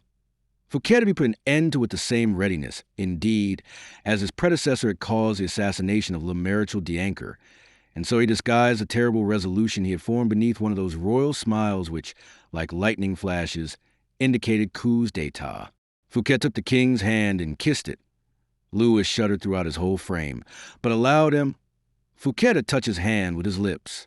5 minutes afterwards, D'Artagnan, to whom the royal order had been communicated, entered Louis XIV's apartment. Aramis and Philippe were in theirs, still eagerly attentive and still listening with all their ears. The king did not even give the captain of the Musketeers time to approach his armchair, but ran forward to meet him. "Take care," he exclaimed, "that no one enters here." "Very good, sire," replied the captain, whose glance had for a long time past analyzed the stormy indications on the royal countenance. He gave the necessary order at the door, but, returning to the king, he said, "Is there something fresh the matter, your majesty?" "How many men have you here?" inquired the king, without making any other reply to the question addressed to him. "What for, sire?" "How many men have you, I say?" repeated the king, stamping upon the ground with his foot. "I have the Musketeers." "Well, and what others?" 20 guards and 13 Swiss. "How many men will be required to—" "To do what, sire?" replied the Musketeer, opening his large, calm eyes. "To arrest M. Fouquet." D'Artagnan fell back a step. "To arrest M. Fouquet," he burst forth. "Are you going to tell me that it is impossible?" exclaimed the king, in tones of cold, vindictive passion. "I never say that anything is impossible," replied D'Artagnan, wounded to quick. "Very well, do it, then." D'Artagnan turned on his heel and made his way toward the door. It was but a short distance, and he cleared in half a dozen paces. When he reached it, he suddenly paused and said, "Your Majesty will forgive me, but in order to effect this arrest, I should like written directions." "For what purpose? And since when has the king's word been insufficient for you?" "Because the word of a king, when it springs from a feeling of anger, may possibly change when the feeling changes." "A truce to set phrases, monsieur. You have another thought besides that?" "Oh, I, at least, have certain thoughts and ideas which, unfortunately, others have not," D'Artagnan replied, impertinently. The king, in the tempest of his wrath, hesitated, and drew back in the face of D'Artagnan's frank courage, just as a horse crouches on his haunches under the strong hand of a bold and experienced rider. "What is your thought?" he exclaimed. "This, sire," replied D'Artagnan. "You cause a man to be arrested when you're still under his roof, and passion is alone the cause of that. When your anger shall have passed, you will regret what you have done, and then I wish to be in a position to show you your signature. If that, however, should fail to be a reparation, it will at least show us that the king was wrong to lose his temper." "Wrong to lose his temper," cried the king in a loud, passionate voice. "Did not my father, my grandfathers, too, before me, lose their temper at times, in heaven's name? The king your father and the king your grandfather never lost their temper, except when under protection of their own palace. The king is master, wherever he may be. That is a flattering, complimentary phrase which cannot proceed from anyone but M. Colbert, but it happens not to be the truth. The king is at home in every man's house when he has driven its owner out of it. The king bit his lips, but said nothing." "Can't be possible," said D'Artagnan. "Here is a man who is positively ruining himself in order to please you, and you wish to have him arrested. Mordioux! Sire, if my name was Fouquet and people treated me in that manner, I would swallow at a single gulp all sorts of fireworks and other things, and I would set fire to them and send myself and everybody else in blown-up atoms to the sky. But it is all the same. It is your wish, and it shall be done." "Go," said the king. "But have you men enough? Do you suppose I am going to take a whole host to help me? Arrest M. Fouquet. Why, that is so easy that a very child might do it. It is like drinking a glass of wormwood. One makes an ugly face, and that is all. If he defends himself? It is not at all likely. Defend himself when such extreme harshness as you are going to practice makes the man a very martyr. Nay, I am sure that if he has 1,000,000 of francs left, which I very much doubt, he would be willing enough to give it in order to have such a termination as this. But what does that matter? It shall be done at once." "Stay," said the king. "Do not make his arrest a public affair. That will be more difficult." "Why so?" "Because nothing is easier than go up to M. Fouquet in the midst of 1,000 enthusiastic guests who surround him and say, 'In the king's name, I arrest you.' But to go up to him, to turn him first one way and then another, to drive him up into one of the corners of the chessboard, in such a way that he cannot escape. to take him away from his guests and keep him a prisoner for you, without one of them, alas, having heard anything about it. That, indeed, is a genuine difficulty, the greatest of all in truth, and I hardly see how it is to be done. You had better say it is impossible, and you will have finished much sooner. Heaven help me. But I seem to be surrounded by people who prevent me doing what I wish. I do not prevent your doing anything. Have you indeed decided? Take care of M, Fouquet, until I shall have made up my mind by tomorrow morning. That shall be done, sire. And return when I rise in the morning for further orders, and now leave me to myself. You do not even want M. Colbert, then, said the musketeer, firing his last shot as he was leaving the room. The king started, with his whole mind fixed on the thought of revenge. He had forgotten the cause and substance of the offense. No one, he said. No one here. Leave me. D'Artagnan quitted the room. The king closed the door with his own hands and began to walk up and down his apartment at a furious pace, like a wounded bull in an arena, trailing from his horn the colored streamers and the iron darts. At last he began to take comfort in the expression of his violent feelings. Miserable wretch that he is, not only does he squander my finances, but with his ill-gotten plunder he corrupts secretaries, friends, generals, artists, and all, and tries to rob me of the one to whom I am most attached. This is the reason that perfidious girl so boldly took his part. Gratitude. And who can tell whether it was not a stronger feeling, love itself? He gave himself up for a moment to the bitterest reflections. A satyr, he thought, with that abhorrent hate with which young men regard those more advanced in life, who still think of love. A man who has never found opposition or resistance in anyone, who lavishes his gold and jewels in every direction, and who retains a staff of painters in order to take the portraits of his mistresses in the costume of goddesses. The king trembled with passion as he continued. He pollutes and profanes everything that belongs to me. He destroys everything that is mine. He will be my death at last, I know. That man is too much for me. He is my mortal enemy, but he shall forthwith fall. I hate him, I hate him, I hate him.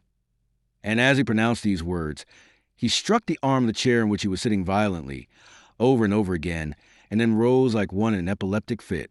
Tomorrow, oh, happy day, he murmured. When the sun rises, no other rival shall that brilliant king of space possess but me. That man shall fall so low that when people look at the abject ruin my anger shall have wrought, they will be forced to confess at last, and at least that I am indeed greater than he. The king, who was incapable of mastering his emotions any longer, knocked over with a blow of his fist a small table placed close to his bedside, and in the very bitterness of anger, almost weeping and half suffocated, he threw himself on his bed, dressed as he was, and bit the sheets in his extremity of passion, trying to find repose of body at least there.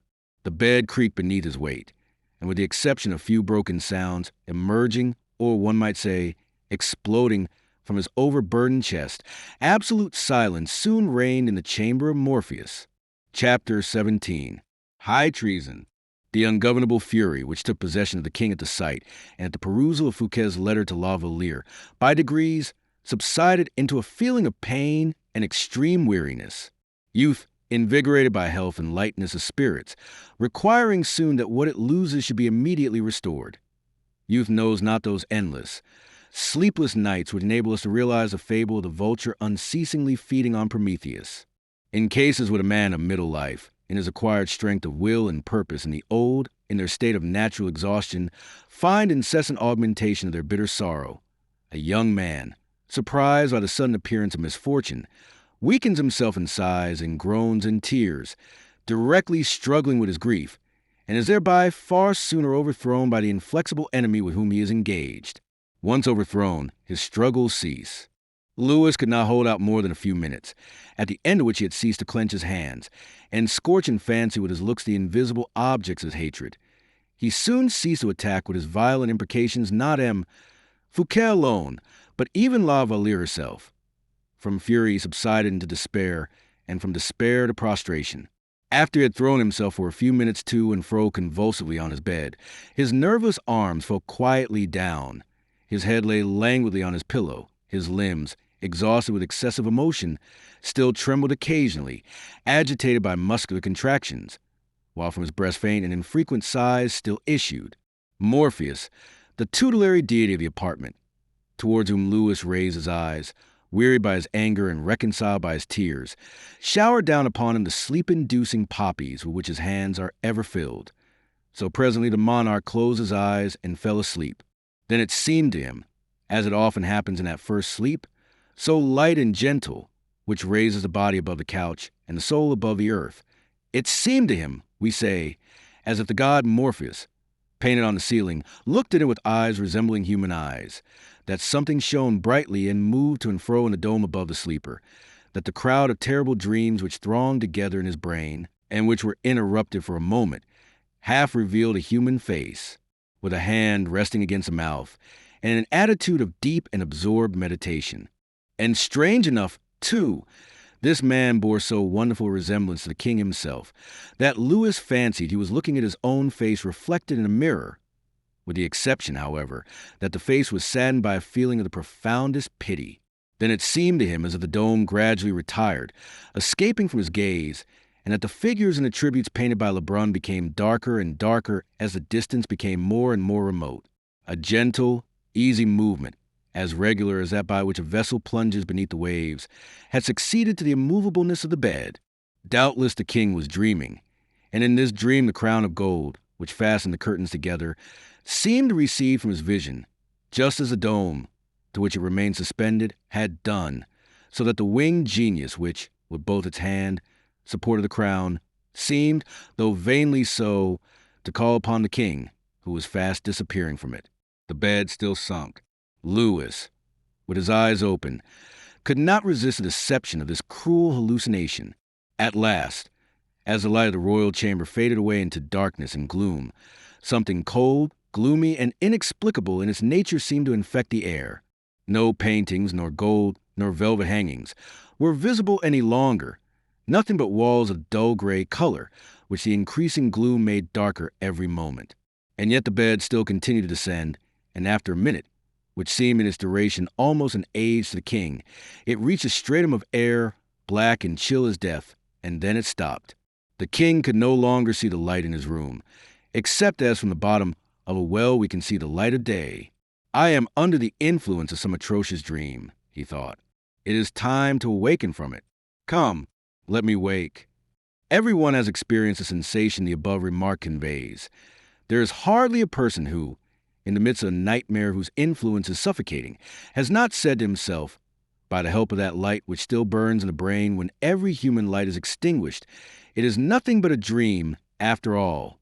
This was precisely what Louis XIV said to himself, but when he said, "Come, come, wake up," he perceived that not only was he already awake, but still more that he had his eyes open also, and then he looked all round him. On his right hand and on his left 2 armed men stood in stolid silence, each wrapped in a huge cloak and the face covered with mask. One of them held a small lamp in his hand, whose glimmering light revealed the saddest picture a king could look upon. Louis could not help saying to himself that his dream still lasted, and that all he had to do to cause it to disappear was to move his arms or say something aloud. He darted from his bed and found himself upon the damp, moist ground. Then, addressing himself to the man who held the lamp in his hand, he said, "What is this, monsieur, and what is the meaning of this jest?" "It is no jest," replied in a deep voice the masked figure that held the lantern. "Do you belong to M. Fouquet?" inquired the king, greatly astonished at his situation. "It matters very little to whom we belong," said the phantom. "We are your masters now, that is sufficient." The king, more impatient than intimidated, turned to the other masked figure. "If this is a comedy," he said, "you will tell M. Fouquet that I find unseemly and improper, and that I command it should cease." The second masked person to whom the king had addressed himself was a man of huge stature and vast circumference. He held himself erect and motionless as any block of marble. "Well," added the king, stamping his foot, "you do not answer." "We do not answer you, my good monsieur," said the giant in a stentorian voice, "because there is nothing to say." "At least, tell me what you want," exclaimed Louis, folding his arms with a passionate gesture. "You will know by and by," replied the man who held the lamp. "In the meantime, tell me where I am." "Look." Louis looked all round him, but by the light of the lamp which the masked figure raised for the purpose, he could perceive nothing but the damp walls which glistened here and there with the slimy traces of snail. "Oh, a dungeon!" cried the king. "No, a subterranean passage." "Which leads?" "Will you be good enough to follow us?" "I shall not stir from hence," cried the king. "If you are obstinate, my dear young friend," replied the taller of the two, "I will lift you up in my arms and roll you up in your own cloak, and if you should happen to be stifled, why, so much the worse for you."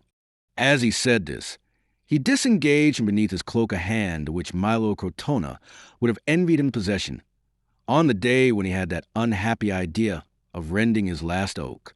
The king dreaded violence, for he could well believe that the two men into whose power he had fallen had not gone so far with any idea of drawing back, and that they would consequently be ready to proceed to extremities, if necessary.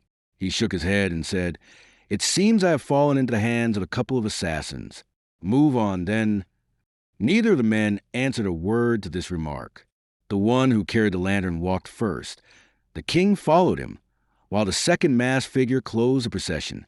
In this manner, they passed along a winding gallery of some length, with as many staircases leading out of it as are to be found in the mysterious and gloomy palaces of Radcliffe's creation.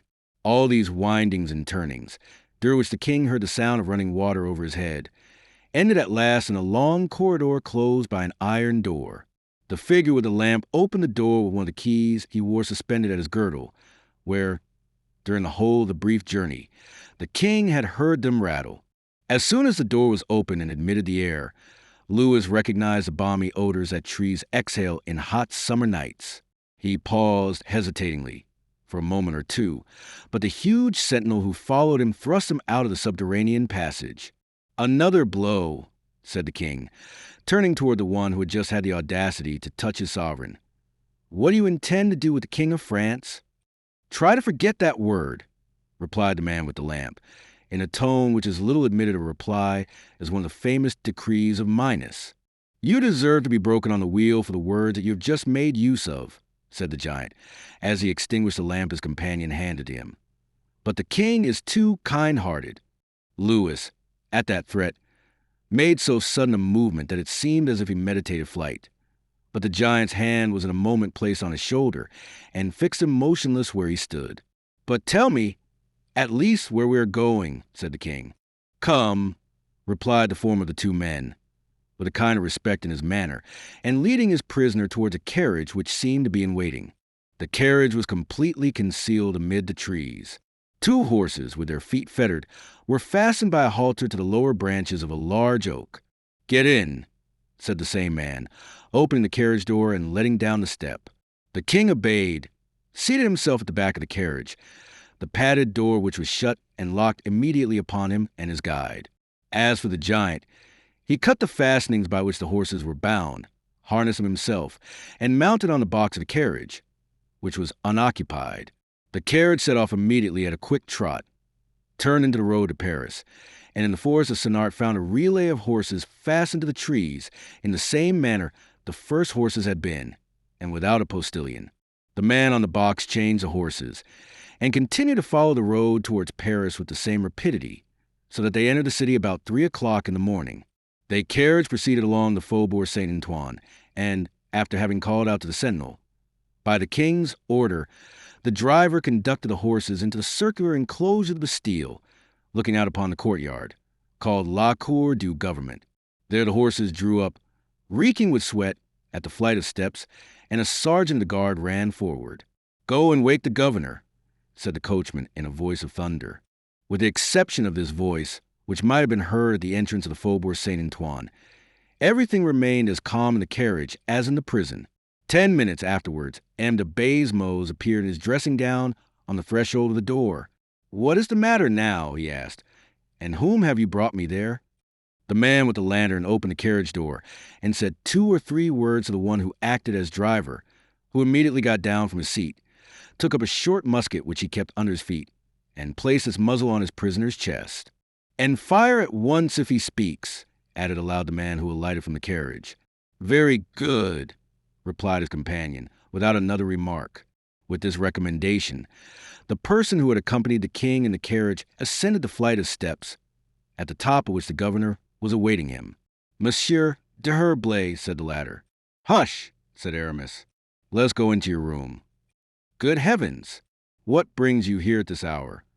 A mistake, my dear Monsieur de Bazemose, Aramis replied quietly. It appears that you were quite right the other day. What about? Inquired the governor. About the order of release, my dear friend. Tell me what you mean, monsieur. No, monseigneur, said the governor, almost suffocated by surprise and terror. It is a very simple affair. You remember, dear and de Bazemose, that an order of release was sent to you. Yes, from Marchiali. Very good. We both thought that it was from Marchiali. Certainly. You will recollect, however, that I would not credit it, but that you compel me to believe it. Oh, Bazemose, my good fellow, what a word to make use of. Strongly recommended, that was all. Strongly recommended, yes. Strongly recommended to give him up to you, and that you carried him off with you in your carriage. Well, my dear Monsieur de Bazemose, it was a mistake. It was discovered at the ministry, so that I now bring you an order from the king to set at liberty Selden. That poor Selden fellow, you know. Selden, are you sure this time? Well, read it yourself, added Aramis, handing him the order. Why, said Bazemose, this order is the very same that has already passed through my hands. Indeed, it is the very one I assured you I saw the other evening. Parbleu, I recognize it by the blot of ink. I do not know whether it is that, but all I know is that I bring it for you. But then, what about the other? What other? Marchiali. I have got him here with me. But that is not enough for me. I require a new order to take him back again. Don't talk such nonsense. My dear Bazemose, you talk like a child. Where is the order you received respecting Marchiali? Bazemose ran to his iron chest and took it out. Aramis seized hold of it, coolly tore it in 4 pieces, held them to the lamp, and burnt them. Good heavens!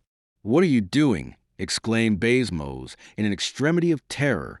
Look at your position quietly, my good governor, said Aramis with imperturbable self-possession, and you will see how very simple the whole affair is.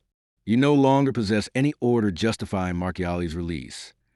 I am a lost man.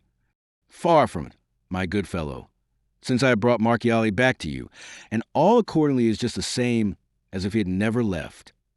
Ah, said the governor, completely overcome by terror. Plain enough, you see, and you will go and shut him up immediately. I should think so, indeed. And you will hand over this Selden to me, whose liberation is authorized by this order. Do you understand? Aye. You do understand, I see, said Aramis. Very good. Bazemose clapped his hands together. But why, at all events, after having taken Marchiali away from me, do you bring him back again? Cried the unhappy governor, in a paroxysm of terror and completely dumbfounded. For a friend such as you are, said Aramis, for so devoted a servant, I have no secrets. And he put his mouth close to Bazemose's ear as he said, in a low tone of voice, You know the resemblance between that unfortunate fellow and the king, yes. Very good. The first use that Marchiali made of his liberty was to persist. Can you guess what? How is it likely I should guess?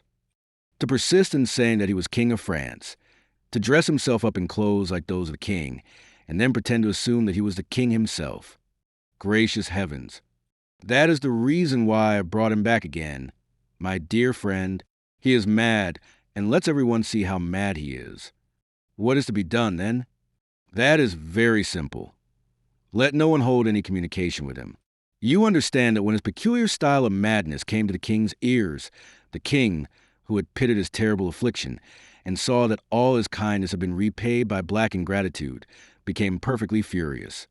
So that now, and remember this very distinctly, dear Monsieur de Bazemose, for it concerns you most closely, so that there is now, I repeat, sentence of death pronounced against all those who may allow him to communicate with anyone else but me or the king himself. You understand, Bazemose, sentence of death. You need not ask me whether I understand. And now, let us go down and conduct this poor devil back to his dungeon again, unless you prefer he should come up here. What would be the good of that? It would be better, perhaps, to enter his name in the prison book at once. Of course, certainly, not a doubt of it. In that case, have him up. Baisemeaux ordered the drums to be beaten and the bell to be rung, as a warning to everyone to retire, in order to avoid meeting a prisoner, about whom it was desired to observe a certain mystery.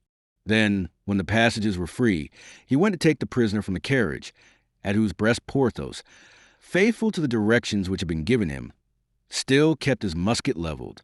"Ah, is that you, miserable wretch?" cried the governor, as soon as he perceived the king. "Very good, very good."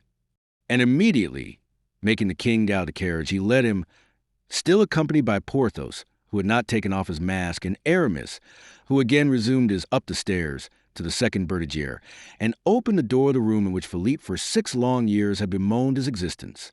The king entered the cell without pronouncing a single word. He faltered and as limp and haggard as a rain-struck lily. Baisemeaux shut the door upon him, turned the key twice in the lock, and then returned to Aramis. "It is quite true," he said in a low tone, "that he bears a striking resemblance to the king, but less so than you said." "So that," said Aramis, "you would not have been deceived by the substitution of the one for the other?" "What a question! You are a most valuable fellow, Baisemeaux," said Aramis.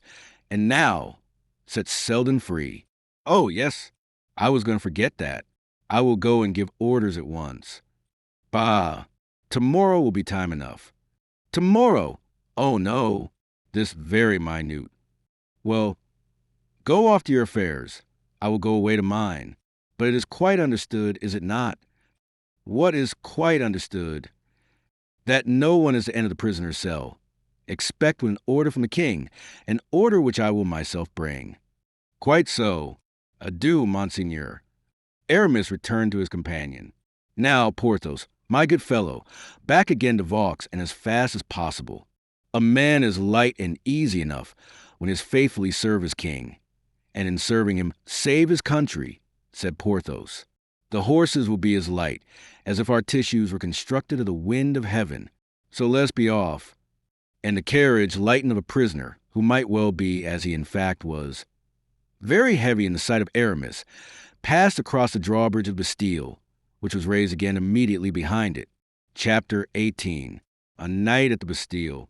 Pain, anguish, and suffering in human life are always in proportion to the strength with which a man is endowed.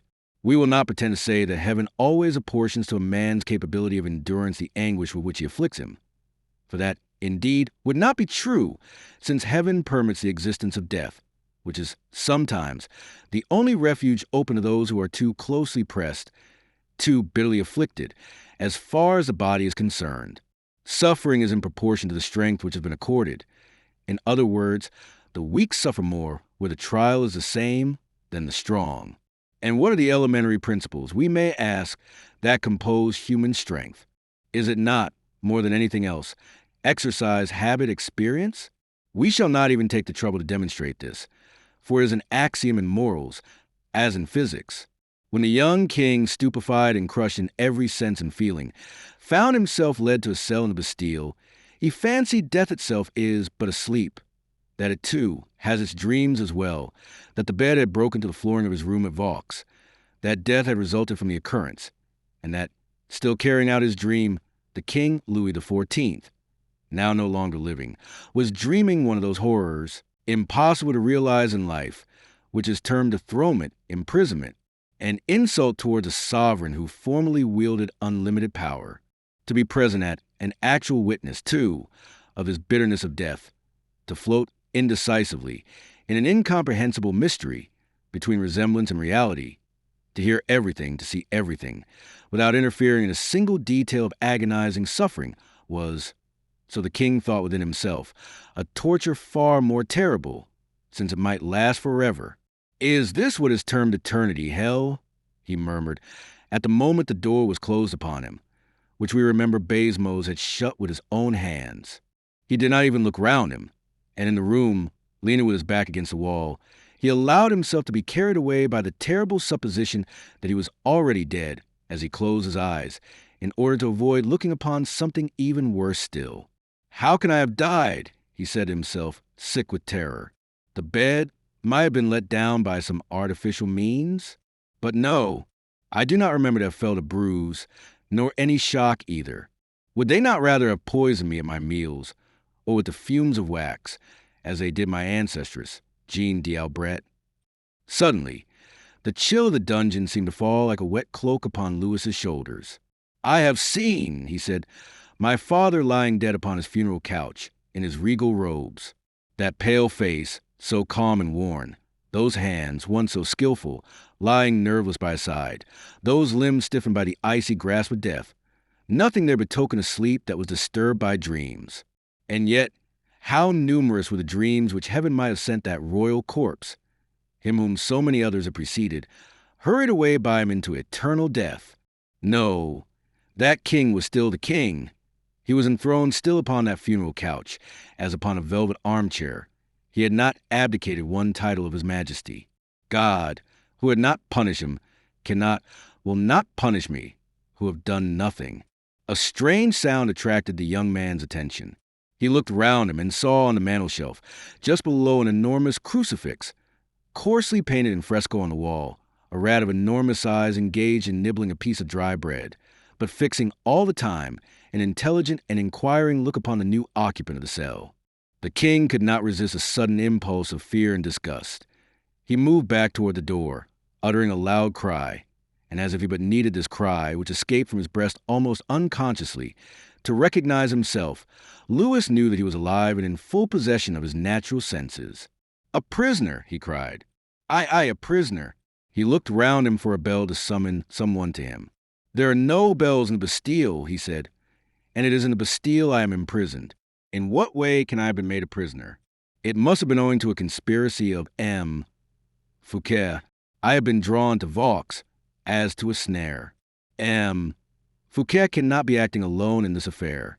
His agent, that voice that I but just now heard, was M. D'Herblay. I recognized it. Colbert was right, then. But what is Fouquet's object? To reign in my place instead? Impossible. Yet who knows, thought the king, relapsing into gloom again. Perhaps my brother, the Duc d'Orleans, is doing that which my uncle wished to do during the whole of his life against my father. But the queen, my mother too? And La Valliere? Oh, La Valliere. She will have been abandoned to Madame. Dear, dear girl. Yes, it must be so.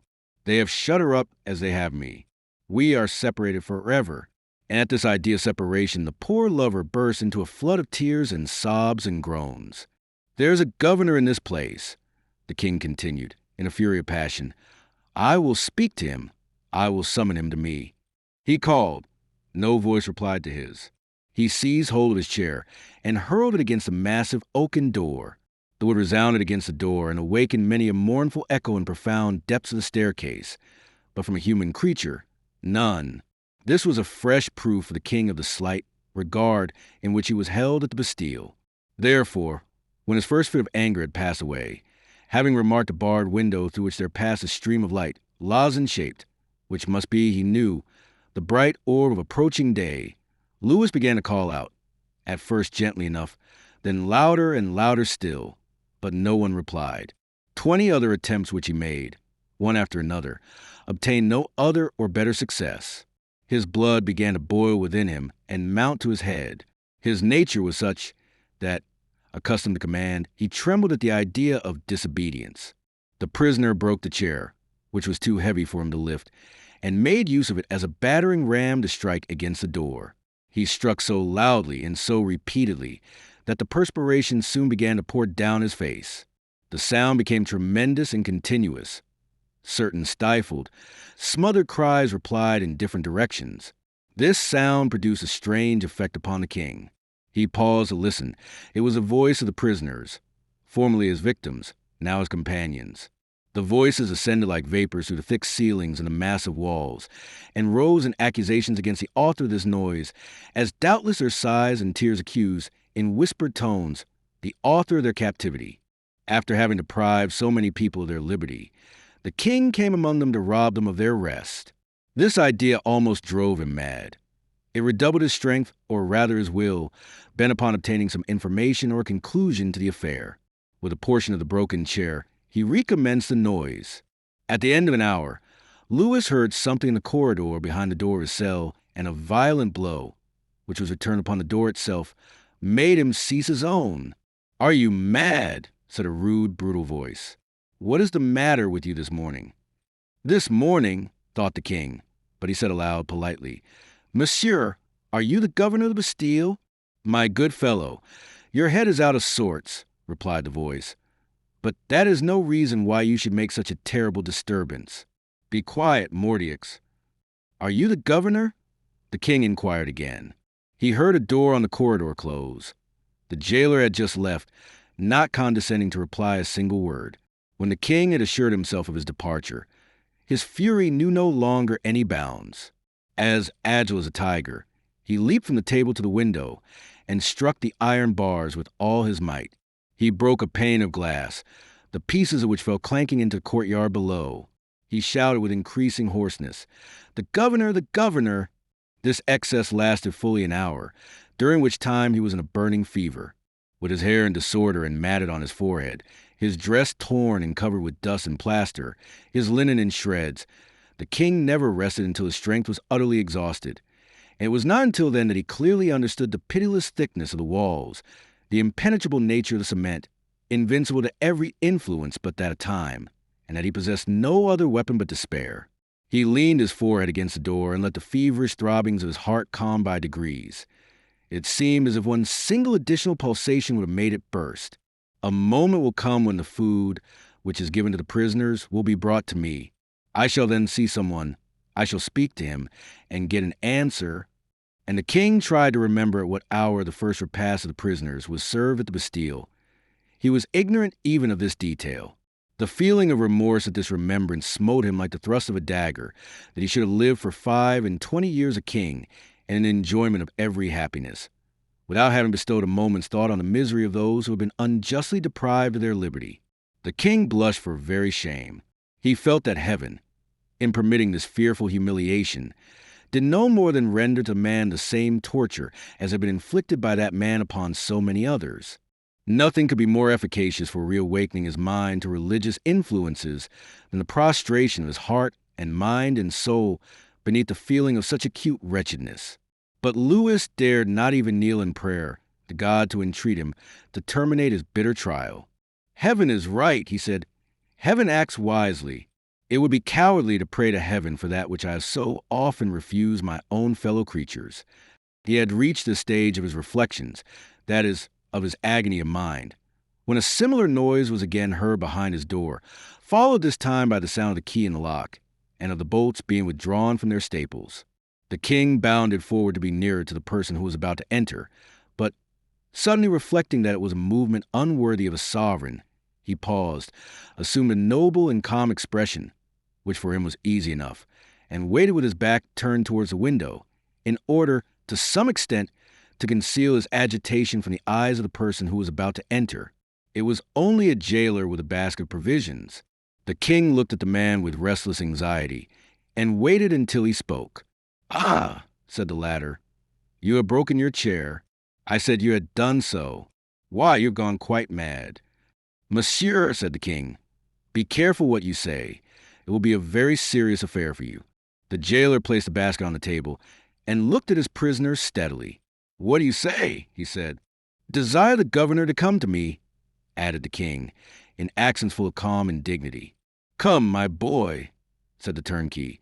"You have always been very quiet and reasonable, but you are getting vicious, it seems, and I wish you to know it in time. You have broken your chair and made a great disturbance. That is an offense punishable by imprisonment in one of the lower dungeons.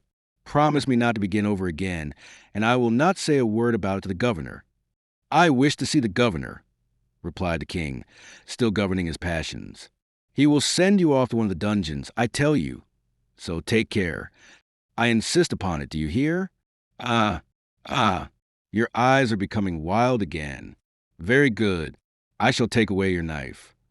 And the jailer did what he said, quitted the prisoner, and closed the door, leaving the king more astounded, more wretched, more isolated than ever. It was useless, though he tried it, to make the same noise again on his door, and equally useless that he threw the plates and dishes out a window.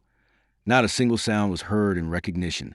2 hours afterwards, he could not be recognized as a king, a gentleman, a man, a human being.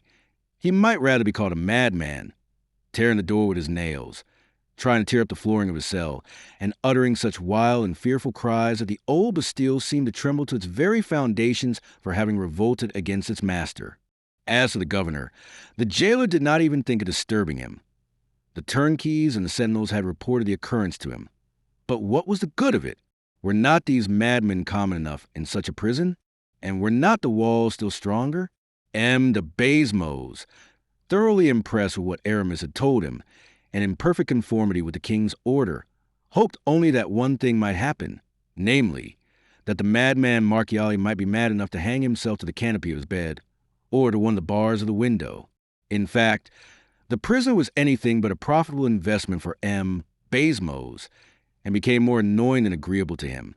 These complications of Selden and Marchiali, the complications first of setting at liberty and then imprisoning again, the complications arising from the strong likeness in question, had at last found a very proper denouement.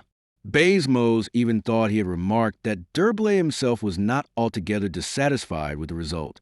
And then, really, said Baisemeaux to his next in command, an ordinary prisoner is already unhappy enough in being a prisoner.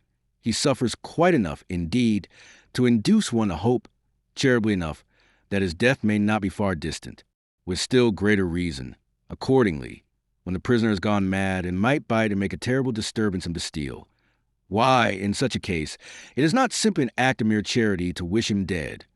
It would be almost a good and even commendable action quietly to have him put out his misery. And the good-natured governor thereupon sat down to his late breakfast.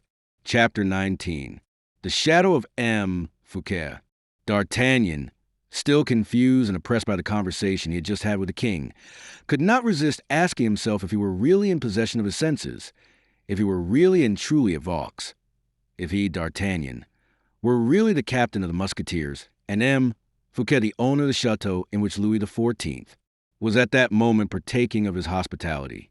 These reflections were not those of a drunken man, although everything was in prodigal profusion at Vaux, and the superintendent's wines had met with a distinguished reception at the fete.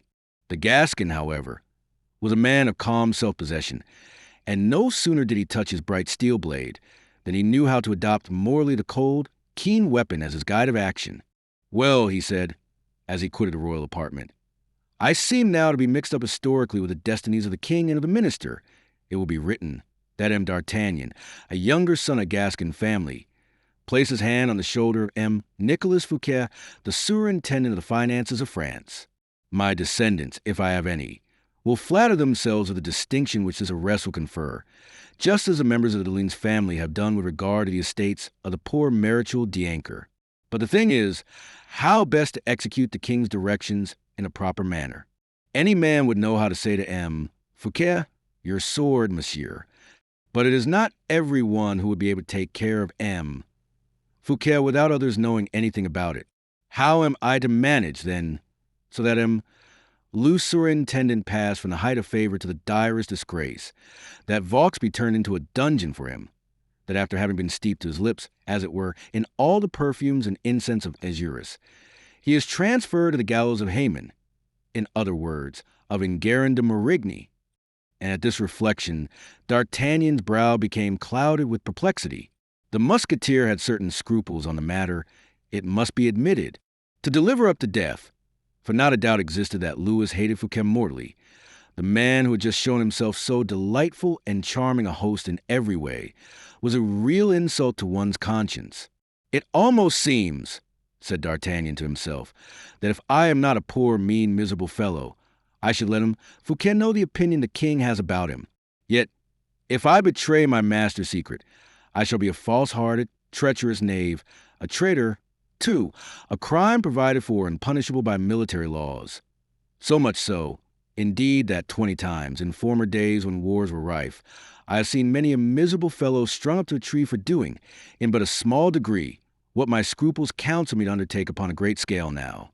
No, I think that a man of true readiness would ought to get out of this difficulty with more skill than that. And now, let us admit that I do possess a little readiness of invention. It is not at all certain, though, for after having for 40 years absorbed so large a quantity, I shall be lucky if there were to be a pistol's worth left. D'Artagnan buried his head in his hands, tore at his mustache in sheer vexation, and added, "What can be the reason of M. Fouquet's disgrace? There seem to be three good ones. The first, because M. Colbert doesn't like him. The second, because he wished to fall in love with Mademoiselle de la Valliere. And lastly, because the king likes M. Colbert and loves Mademoiselle de la Valliere. Oh, he is lost. But shall I put my foot on his neck? I, of all men, when he is falling a prey to the intrigues of a pack of women and clerks. For shame, if he be dangerous, I will lay him low enough. If, however, he be only persecuted, I will look on. I have come to such a decisive determination that neither king nor living man shall change my mind. If Athos were here, he would do as I have done. Therefore, instead of going in cold blood up to M. Fouquet and arresting him offhand and shutting him up altogether, I will try and conduct myself like a man who understands what good manners are. People will talk about it, of course, but they shall talk well of it. I am determined." And D'Artagnan, drawing by a gesture peculiar to himself his shoulder belt over his shoulder, went straight off to M. Fouquet, who, after he had taken leave of his guests, was preparing to retire for the night and to sleep tranquilly after the triumphs of the day. The air was still perfumed or infected, whichever way it may be considered, with the odors of the torches and the fireworks. The wax lights were dying away in their sockets. The flowers fell unfastened from the garlands. The groups of dancers and courtiers were separating in the salons. Surrounded by his friends, who complimented him and received his flattering remarks in return, the superintendent half closed his wearied eyes. He longed for rest and quiet. He sank upon the bed of laurels which had been heaped up for him for so many days past. It might almost have been said that he seemed bowed beneath the weight of the new debts which he had incurred for the purpose of giving the greatest possible honor to this fate. Fouquet had just retired to his room, still smiling, but more than half asleep. He could listen to nothing more.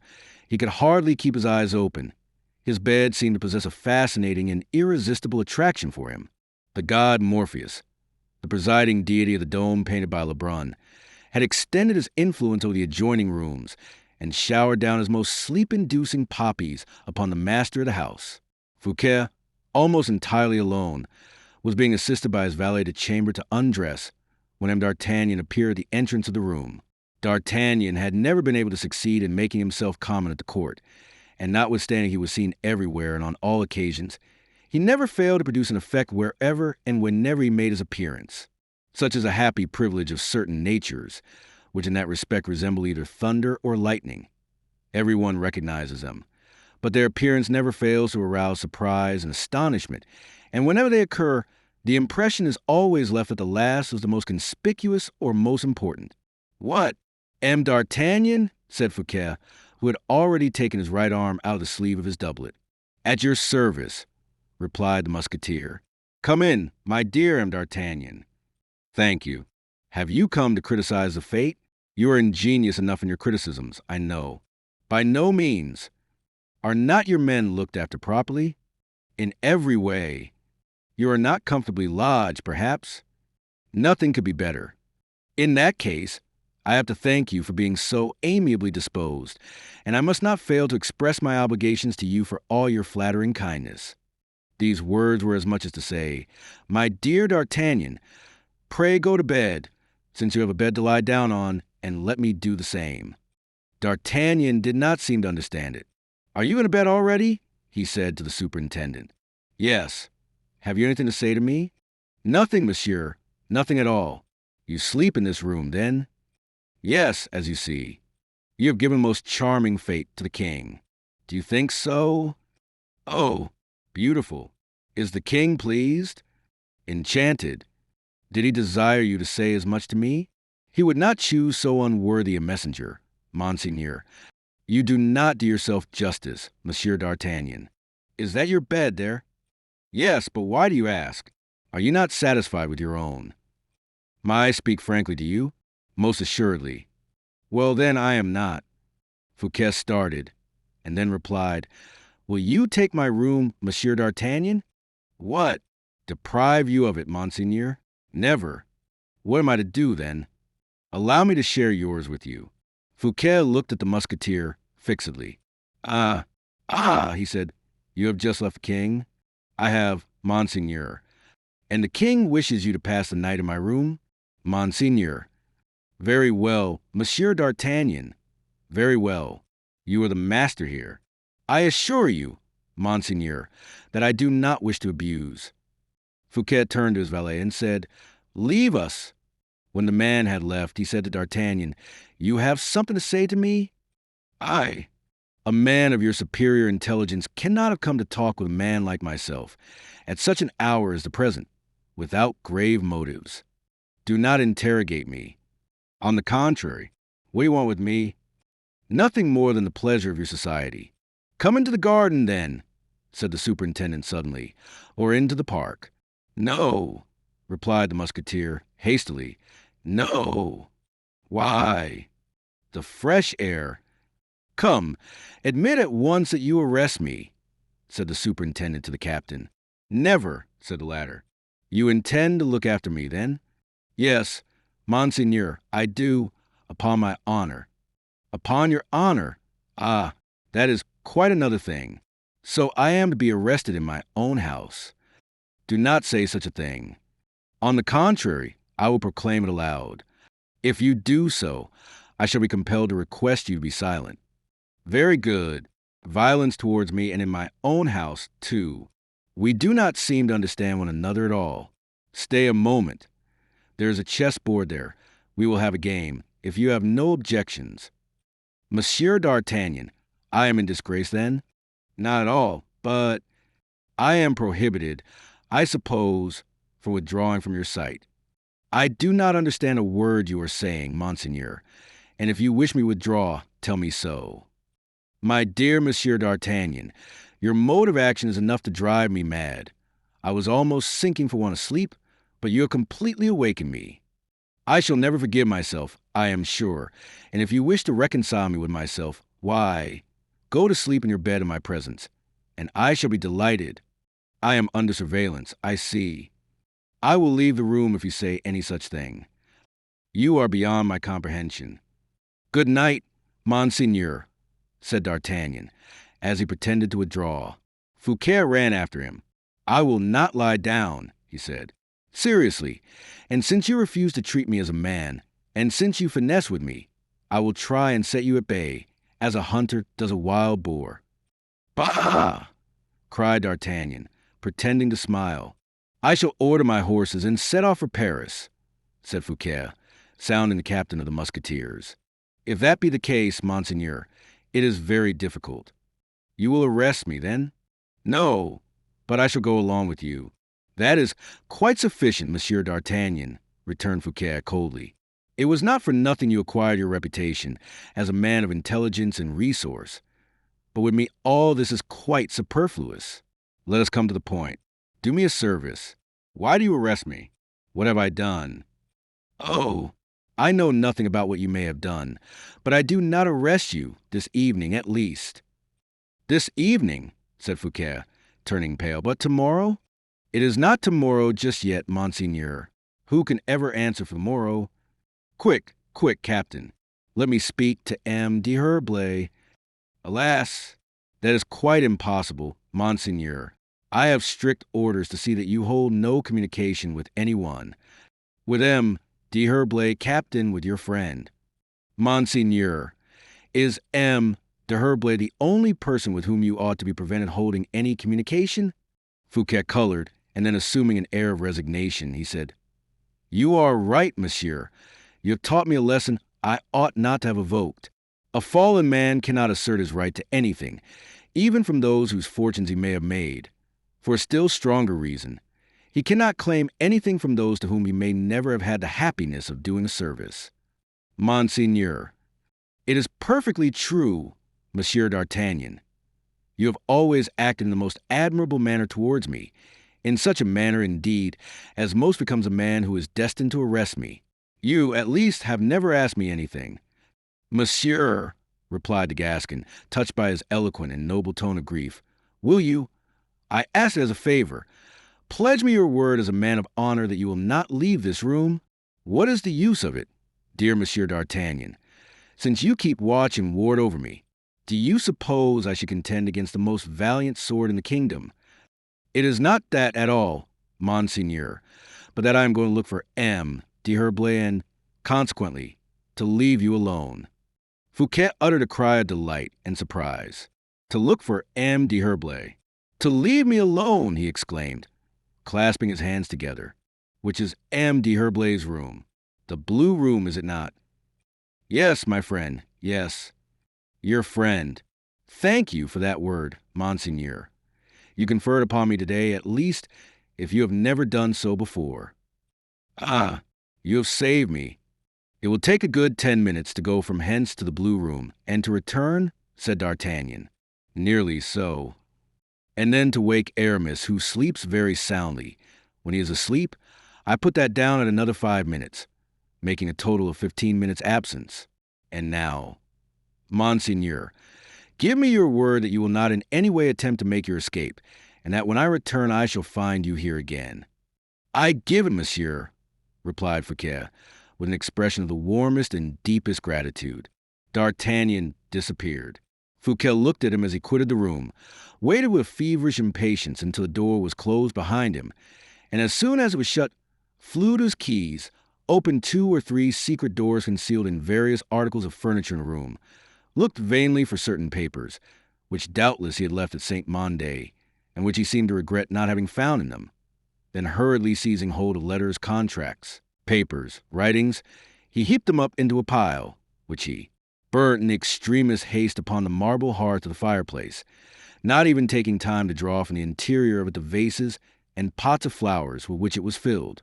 As soon as he had finished, like a man who had just escaped an imminent danger, and whose strength abandons him as soon as the danger is past, he sank down, completely overcome, on a couch.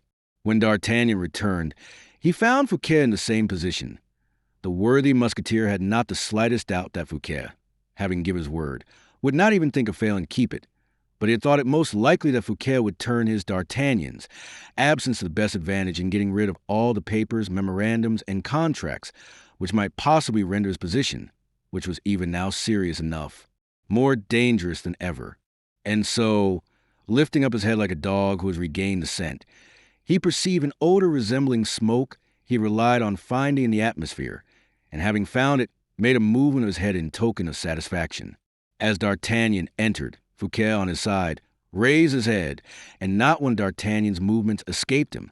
And then the looks of the 2 men met, and they both saw that they had understood each other, without exchanging a syllable. "Well," asked Fouquet, the first to speak, "and M. d'Herblay?" "Upon my word, Monseigneur," replied D'Artagnan, "M. d'Herblay must be desperately fond of walking out at night, and composing verses by moonlight in the park of Vaux, with some of your poets, in all probability, for he is not in his own room." "What?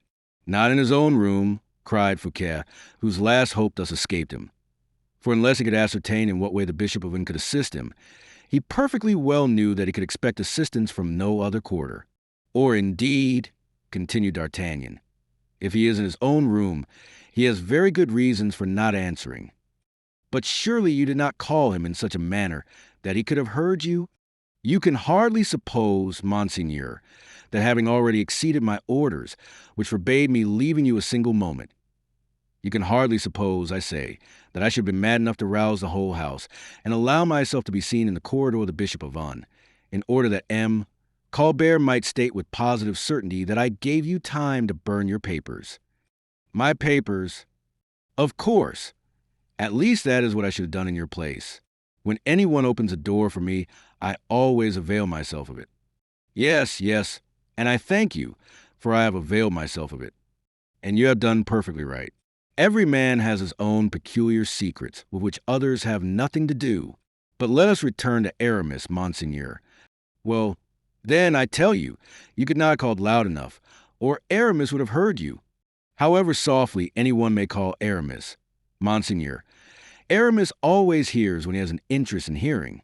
I repeat what I said before, Aramis was not in his own room, or Aramis had certain reasons for not recognizing my voice, of which I am ignorant, and of which you may be even ignorant yourself.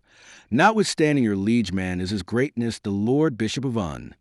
Fouquet drew a deep sigh, rose from his seat, took 3 or 4 turns in his room, and finished by seating himself, with an expression of extreme dejection, upon his magnificent bed with velvet hangings and costliest lace. D'Artagnan looked at Fouquet with feelings of the deepest and sincerest pity. "I have seen a good many men arrested in my life," said the Musketeer sadly. "I have seen both de Cinq-Mars and de Tillet arrested, though I was very young then. I have seen de Condé arrested with the princes.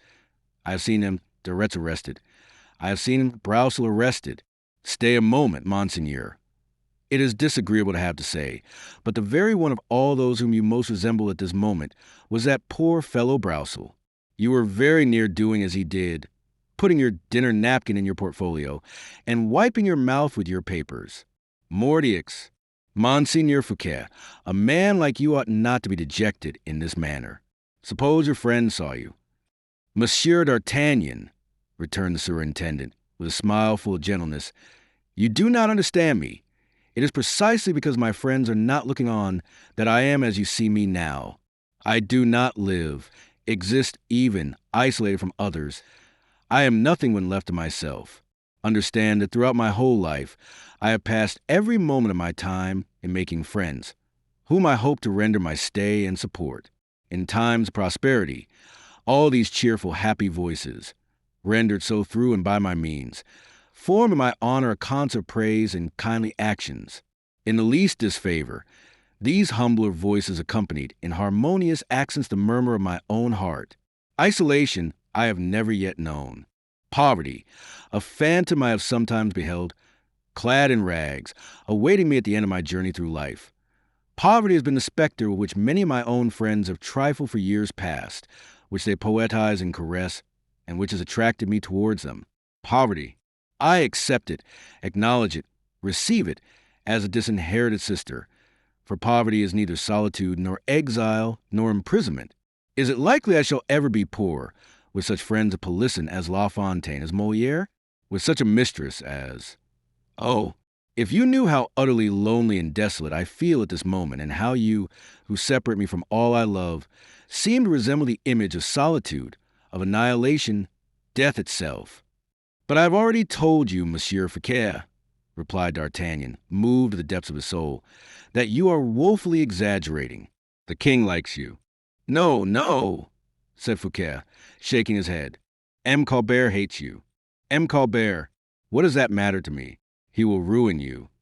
Ah, I defy him to do that, for I am ruined already. At the singular confession of the superintendent, D'Artagnan cast his glance all round the room, and although he did not open his lips, Fouquet understood him so thoroughly that he added, "What can be done with such wealth of substance as surrounds us, when a man can no longer cultivate his taste for the magnificent? Do you know what good the greater part of the wealth and the possessions which we rich enjoy confer upon us, merely to disgust us, by their very splendor even, with everything which does not equal it? Vaux, you will say, and the wonders of Vaux. What of it? What boot these wonders? If I am ruined, how shall I fill with water the urns which my naiads bear in their arms, or force the air into the lungs of my Tritons? To be rich enough, Monsieur d'Artagnan, a man must be too rich." D'Artagnan shook his head. "Oh, I know very well what you think," replied Fouquet, quickly. "If Vaux were yours, you would sell it, and would purchase an estate in the country, an estate which should have woods, orchards, and land attached, so that the estate should be made to support its master. With 40 millions you might—" "10 millions," interrupted D'Artagnan. "Not a million, my dear captain. No one in France is rich enough to give 2 millions for Vaux, and to continue to maintain it as I have done. No one could do it. No one would know how." "Well," said D'Artagnan, "in any case, 1 million is not abject misery. It is not far from it, my dear monsieur, but you do not understand me. No, I will not sell my residence at Vaux. I will give it to you if you like." And Fouquet accompanied these words with a movement of the shoulders to which it would be impossible to do justice. "Give it to the king. You will make a better bargain. "The king does not require me to give it to him," said Fouquet. "He will take it away from me with the most absolute ease and grace if it pleases him to do so, and that is the very reason I should prefer to see it perish. Do you know, Monsieur d'Artagnan, that if the king did not happen to be under my roof, I would take this candle, go straight to the dome, and set fire to a couple of huge chests of fusées and fireworks which are in reserve there, and would reduce my palace to ashes." "Bah!" said the Musketeer negligently. "At all events, you would not be able to burn the gardens, and that is the finest feature of the place. And yet," resumed Fouquet thoughtfully, "what was I saying? Great heavens! Burn Vaux! Destroy my palace! But Vaux is not mine. These wonderful creations are, it is true, the property, as far as sense of enjoyment goes, of the man who has paid for them, but as far as duration is concerned, they belong to those who created them. Vaux belongs to Lebrun, to Lenôtre, to Polisson, to Leval, to La Fontaine, to Molière. Vaux belongs to posterity. In fact, you see, Monsieur d'Artagnan, that my very house has ceased to be my own." "That is all well and good," said D'Artagnan. "The idea is agreeable enough, and I recognize Fouquet himself in it. That idea, indeed, makes me forget that poor fellow Broussel altogether. And I now fail to recognize in you the whining complaints of that old Frondeur. If you are ruined, monsieur, look at the affair manfully, for you two Mordiaux belong to posterity, and have no right to lessen yourself in any way. Stay a moment. Look at me, I who seem to exercise in some degree a kind of superiority over you, because I am arresting you. Fate, which distributes their different parts to the comedians of this world, accorded me a less agreeable and less advantageous part to fill than yours has been. I am one of those who think that the parts which kings and powerful nobles are called upon to act are infinitely of more worth than the parts of beggars or lackeys. It is far better on the stage. On the stage, I mean, of another theater than the theater of this world. It is far better to wear a fine coat and talk a fine language than to walk the board shod with a pair of old shoes, or to get one's backbone gently polished by a hearty dressing with a stick. In one word, you have been a prodigal with money. You have ordered and been obeyed, have been steeped to the lips in enjoyment, while I have dragged my tether after me, have been commanded and have obeyed, and have drudged my life away. Well, although I may seem of such trifling importance beside you, Monseigneur, I do declare to you that the recollection of what I have done serves me as a spur, and prevents me from bowing my old head too soon. I shall remain unto the very end a trooper, and when my turn comes, I shall fall perfectly straight, all in a heap, still alive, after having selected my place beforehand. Do as I do, Monsieur Fouquet, you will not find yourself the worse for it. A fall happens only once in a lifetime to men like yourself, and the chief thing is to take it gracefully when the chance presents itself. There is a Latin proverb. The words have escaped me, but I remember the sense of it very well, for I have thought over more than once, which says, "The end crowns the work." Fouquet rose from his seat, passed his arm round D'Artagnan's neck, and clasped him in a close embrace, whilst with the other hand he pressed his hand. "An excellent homily," he said after a moment's pause. "A soldier's, Monseigneur.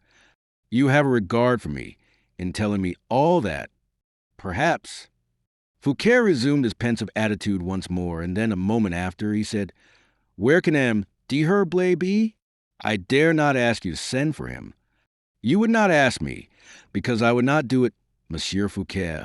People would learn it, and Aramis, who is not mixed up with the affair, might possibly be compromised and included in your disgrace." "I will wait here till daylight," said Fouquet. "Yes, that is best. What shall we do when daylight comes?"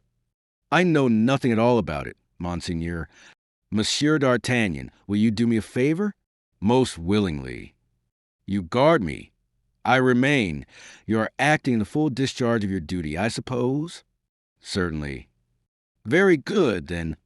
Remain as close to me as my shadow, if you like, and I infinitely prefer such a shadow to anyone else." D'Artagnan bowed to the compliment. "But forget that you are Monsieur d'Artagnan, captain of the Musketeers. Forget that I am Monsieur Fouquet, superintendent of the finances, and let us talk about my affairs. That is rather a delicate subject." "Indeed." "Yes, but For your sake, Monsieur Fouquet, I will do what may almost be regarded as an impossibility. Thank you. What did the king say to you? Nothing. Ah, is that the way you talk? The deuce! What do you think of my situation? I do not know. However, unless you have some ill feeling against me, your position is a difficult one. In what respect? Because you are under your own roof. However difficult it may be, I understand it very well. Do you suppose that, with anyone else but yourself, I should have shown so much frankness? What? So much frankness, do you say? You, who refused to tell me the slightest thing, at all events, then so much ceremony and consideration. Ah, I have nothing to say in that respect. One moment, Monseigneur. Let me tell you how I should behave towards any one but yourself. It might be that I happened to arrive at your door just as your guests or your friends had left you. Or, if they had not gone yet, I should wait until they were leaving, and should then catch them one after the other, like rabbits. I should lock them up quietly enough. I should steal softly along the carpet of your corridor, and with one hand upon you, before you suspected the slightest thing amiss, I should keep you safely until my master's breakfast in the morning. In this way, I should just the same have avoided all publicity, all disturbance, all opposition. But there would also have been no warning for M. Fouquet, no consideration for his feelings, none of those delicate concessions which are shown by persons who are essentially courteous in their natures, whenever the decisive moment may arrive. Are you satisfied with plan? It makes me shudder. I thought you would not like it. It would have been very disagreeable to have made my appearance tomorrow, without any preparation, and have asked you to deliver up your sword. Oh, monsieur, I should have died of shame and anger. Your gratitude is too eloquently expressed. I have not done enough to deserve it, I assure you. Most certainly, monsieur, you will never get me to believe that.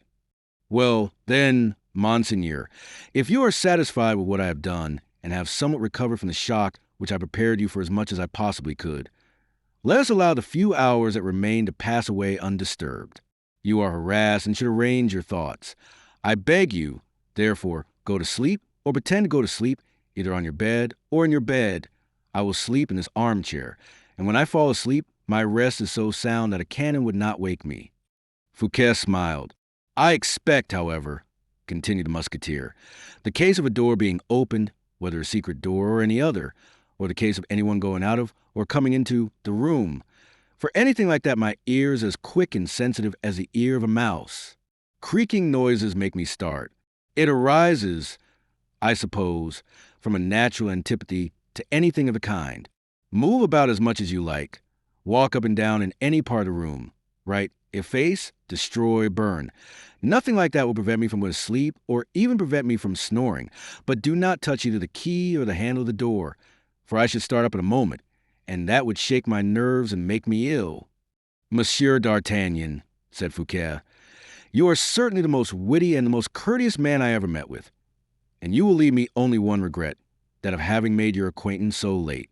D'Artagnan drew a deep sigh, which seemed to say, alas, you have perhaps made it too soon. He then settled himself in his armchair, while Fouquet, half lying on his bed and leaning on his arm, was meditating on his misadventures. In this way, both of them, leaving the candles burning, awaited the first dawn of the day, and when Fouquet happened to sigh too loudly, D'Artagnan only snored the louder. Not a single visit, not even from Aramis, disturbed their quietude. Not a sound even was heard throughout the whole vast palace. Outside, however, the guards of honor on duty and patrol of musketeers paced up and down, and the sound of their feet could be heard on the gravel walks. It seemed to act as an additional soporific for sleepers, while the murmuring of the wind through the trees and the unceasing music of the fountains whose waters tumbled in the basin still went on uninterruptedly, without being disturbed at the slight noises and items of little moment that constitute the life and death of human nature. Chapter 20. The morning, in vivid contrast to the sad and terrible destiny of the king imprisoned in the Bastille, and tearing, in sheer despair, the bolts and bars of his dungeon, the rhetoric of the chroniclers of old would not fail to present, as a complete antithesis, the picture of Philippe lying asleep beneath the royal canopy. We do not pretend to say that such rhetoric is always bad and always scatters, in places where they have no right to grow, the flowers with which it embellishes and enlivens history. But we shall, on the present occasion, carefully avoid polishing the antithesis in question, but shall proceed to draw another picture as minutely as possible to serve as foil and counterfoil to the one in the preceding chapter. The young prince alighted from Aramis's room, in the same way the king had descended from the apartment dedicated to Morphus. The dome gradually and slowly sank down under Aramis's pressure, and Philippe stood beside the royal bed, which had ascended again after having deposited its prisoner in the secret depths of the subterranean passage. Alone, in the presence of all the luxury which surrounded him. Alone, in the presence of his power. Alone, with the part he was about to be forced to act.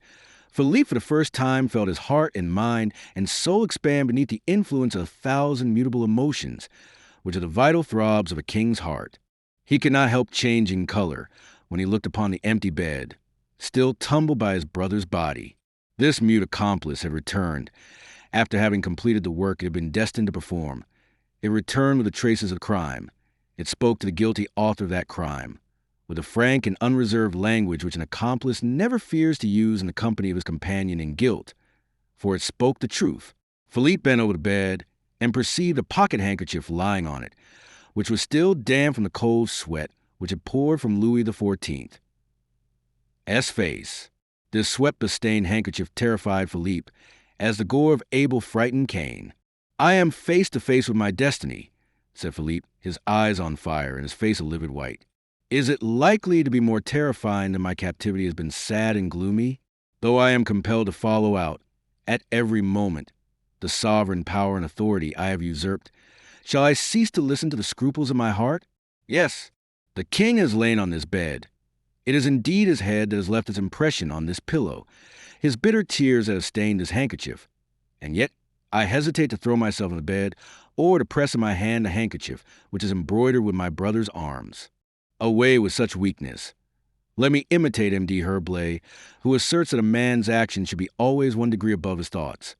Let me imitate M. de Herblay, whose thoughts are of and for himself alone, who regards himself as a man of honor, so long as he injures or betrays his enemies only. I alone, should have occupied this bed, if Louis XIV had not, owing to my mother's criminal abandonment, stood in my way, and this handkerchief, embroidered with the arms of France, would in right and justice belong to me alone, if, as M. de Herblay observes, I had been left my royal cradle. Philippe, son of France, take your place on that bed. Philippe, sole king of France, resume the blazonry that is yours. Philippe, sole heir presumptive to Louis XIII. Your father, show yourself without pity or mercy for the usurper who, at this moment, has not even to suffer the agony of the remorse of all that you have had to submit to." With these words, Philippe, notwithstanding an instinctive repugnance of feeling, and in spite of the shudder of terror which mastered his will, threw himself on the royal bed, and forced his muscles to press the still warm place where Louis XIV had lain, while he buried his burning face in the handkerchief still moistened by his brother's tears. With his head thrown back and buried in the soft down of his pillow, Philippe perceived above him the crown of France, suspended, as we have stated, by angels with outspread golden wings. A man may be ambitious of lying in a lion's den, but can hardly hope to sleep there quietly. Philippe listened attentively to every sound.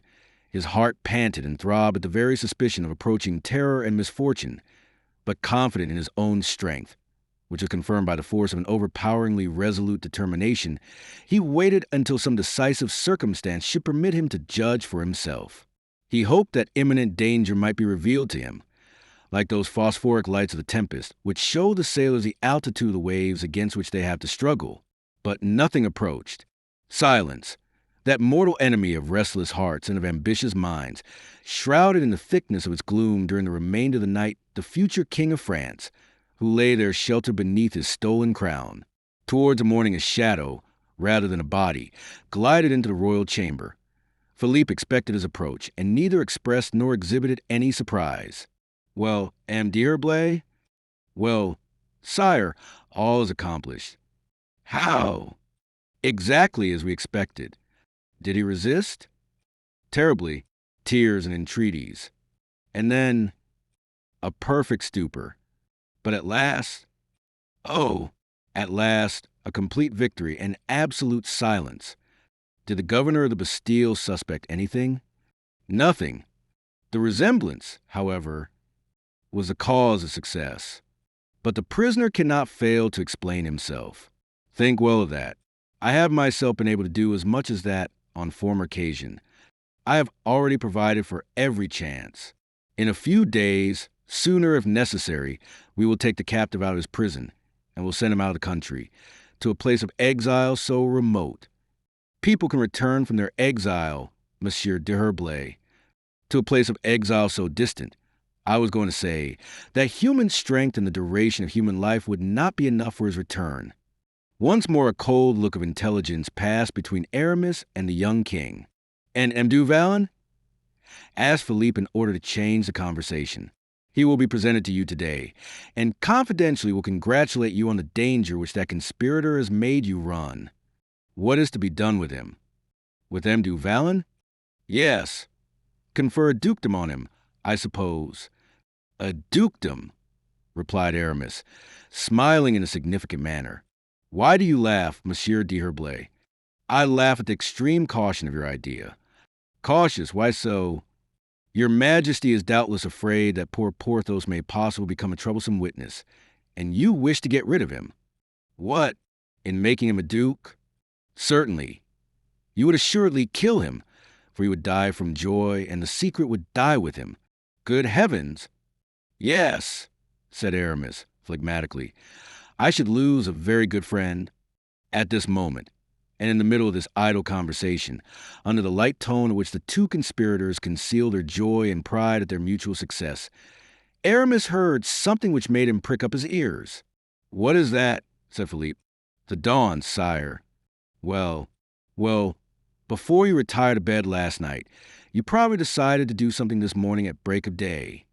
Yes, I told my captain of the Musketeers, replied the young man hurriedly, that I should expect him. If you told him that, he will certainly be here, for he is a most punctual man. I hear a step in the vestibule. It must be he. Come, let's begin the attack, said the young king resolutely. Be cautious for heaven's sake. To begin the attack, and with D'Artagnan, would be madness. D'Artagnan knows nothing. He has seen nothing.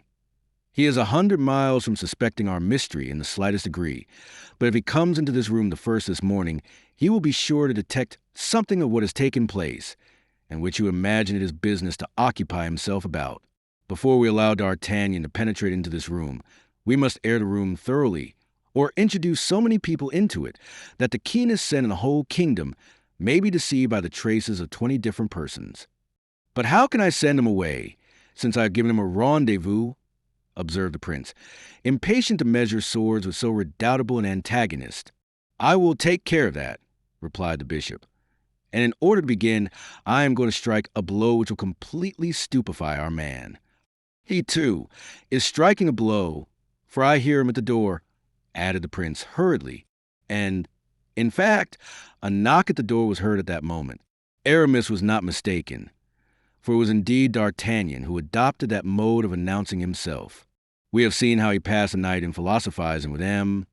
Fouquet, but the musketeer was very weary even of feigning to fall asleep, and as soon as earliest dawn illumined with its gloomy gleams alight the sumptuous cornices of the superintendent's room, D'Artagnan rose from his armchair, arranged his sword, brushed his coat and hat with his sleeve, like a private soldier getting ready for inspection.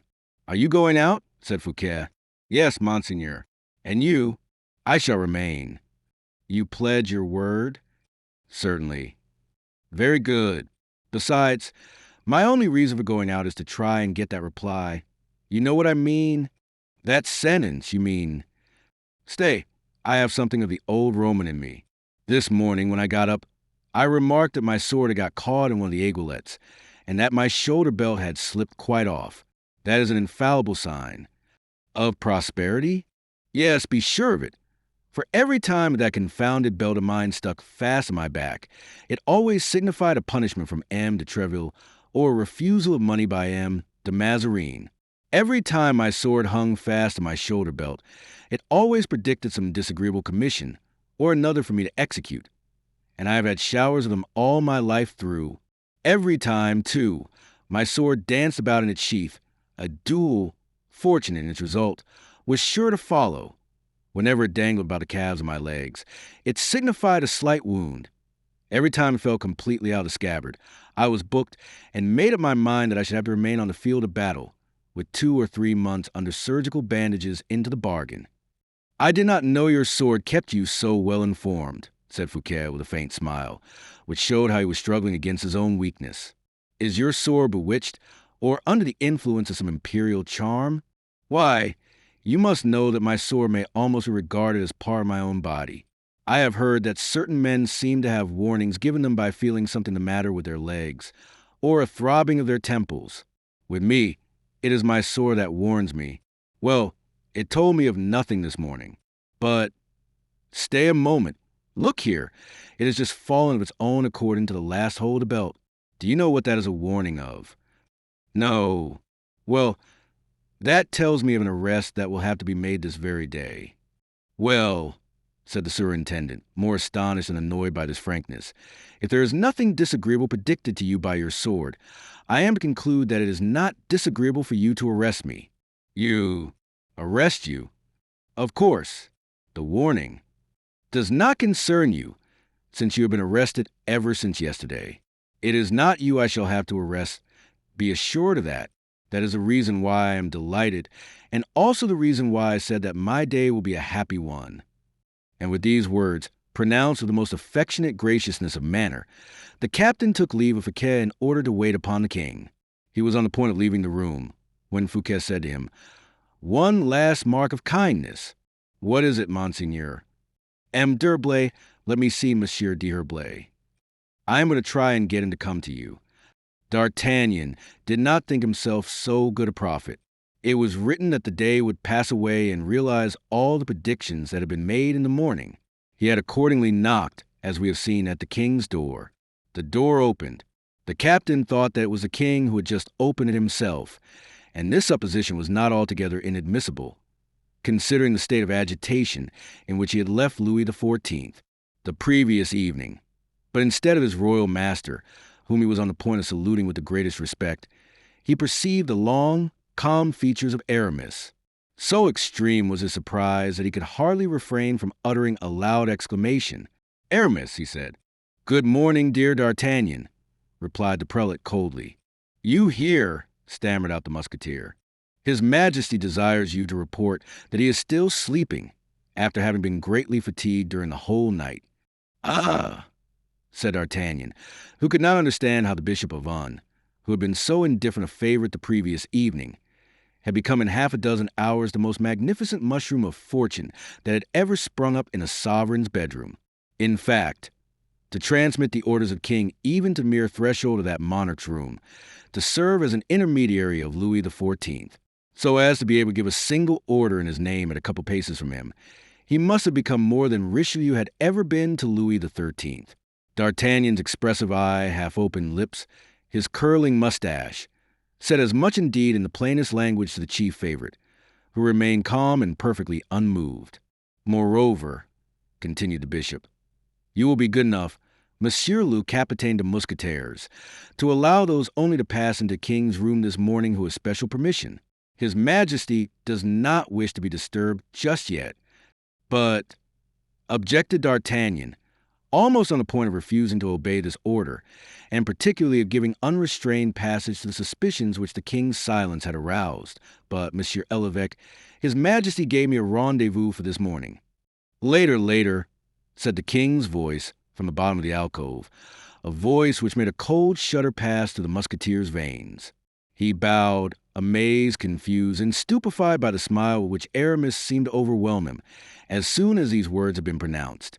"And then," continued the bishop, "as an answer to what you were coming to ask King, my dear D'Artagnan, here is an order of His Majesty, which you will be good enough to attend to forthwith, for it concerns M. Fouquet." D'Artagnan took the order which was held out to him. "To be set at liberty," he murmured. "Ah!" And he uttered a second "ah!"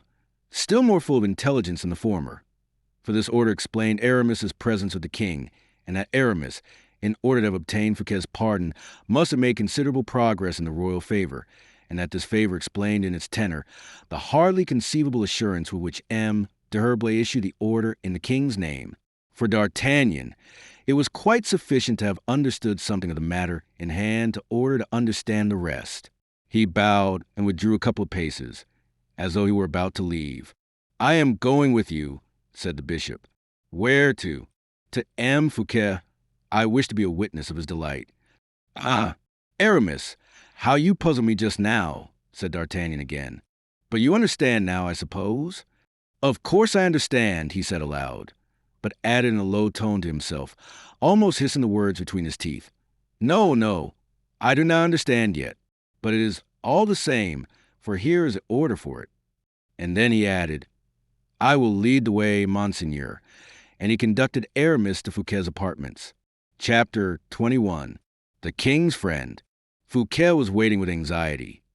He had already sent away many of his servants and friends, who, anticipating the usual hour of his ordinary receptions, had called at his door to inquire after him, preserving the utmost silence respecting the danger which hung suspended by a hair above his head. He only asked them, as he did everyone, indeed, who came to the door, where Aramis was. When he saw D'Artagnan return, and when he perceived the bishop of him behind him, he could hardly restrain his delight. It was fully equal to his previous uneasiness. The mere sight of Aramis was a complete compensation to the superintendent for the unhappiness he had undergone in his arrest. The prelate was silent and grave, D'Artagnan completely bewildered by such an accumulation of events. "Well, Captain, so you brought M. d'Herblay to me.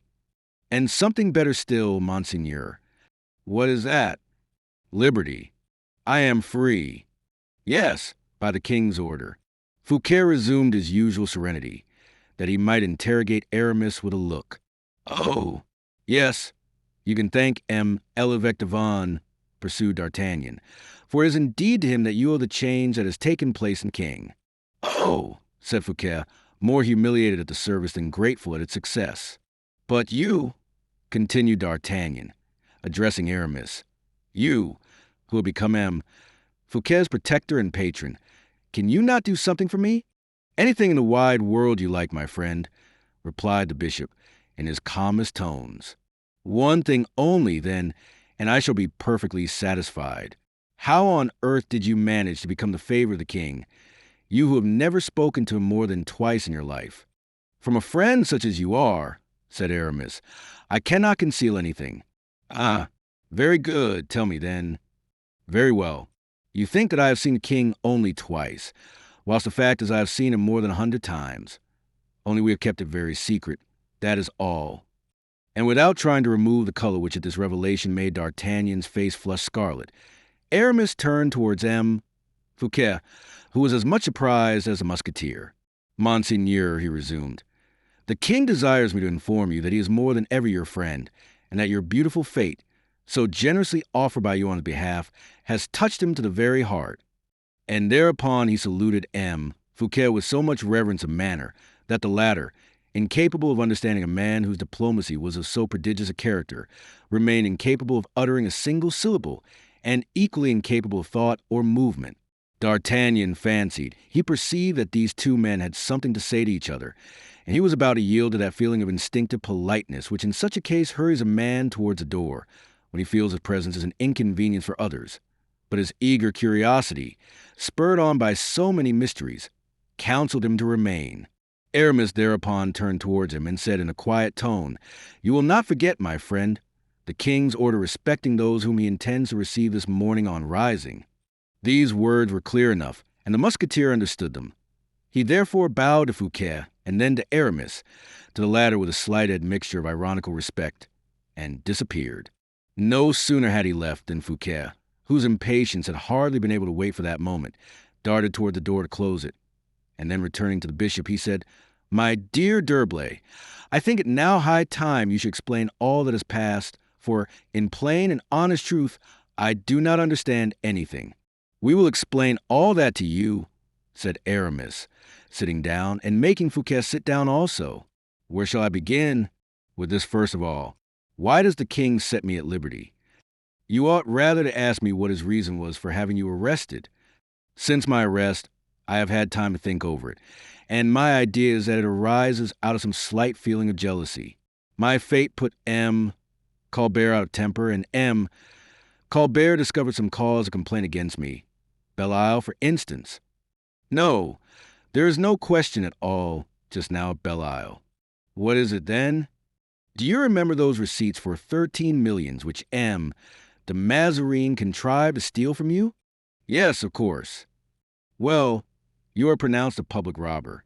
Good heavens! Oh, that is not all. Do you also remember that letter you wrote to La Valliere? Alas, yes. And that proclaims you a traitor and a suborner. Why should he have pardoned me, then? We have not yet arrived at that part of our argument. I wish you to be quite convinced of the fact itself. Observe this well.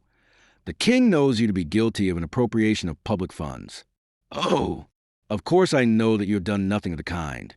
But, at all events, the king has seen receipts, and he can do no other than believe you are incriminated. I beg your pardon, I do not see. You will see presently, though.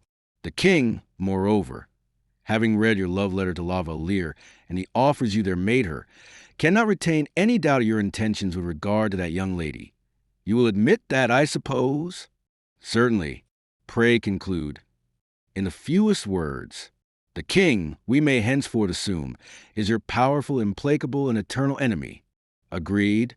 But am I, then, so powerful that he has not dared to sacrifice me, notwithstanding his hatred, with all the means which my weakness or my misfortunes may have given him as a hold upon me? It is clear beyond all doubt, pursued Aramis coldly, that the king has quarreled with you irreconcilably.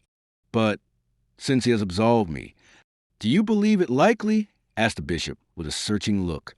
Without believing in his sincerity, I believe it in the accomplished fact. Aramis slightly shrugged his shoulders. But why, then, should Louis XIV have commissioned you to tell me what you have just stated?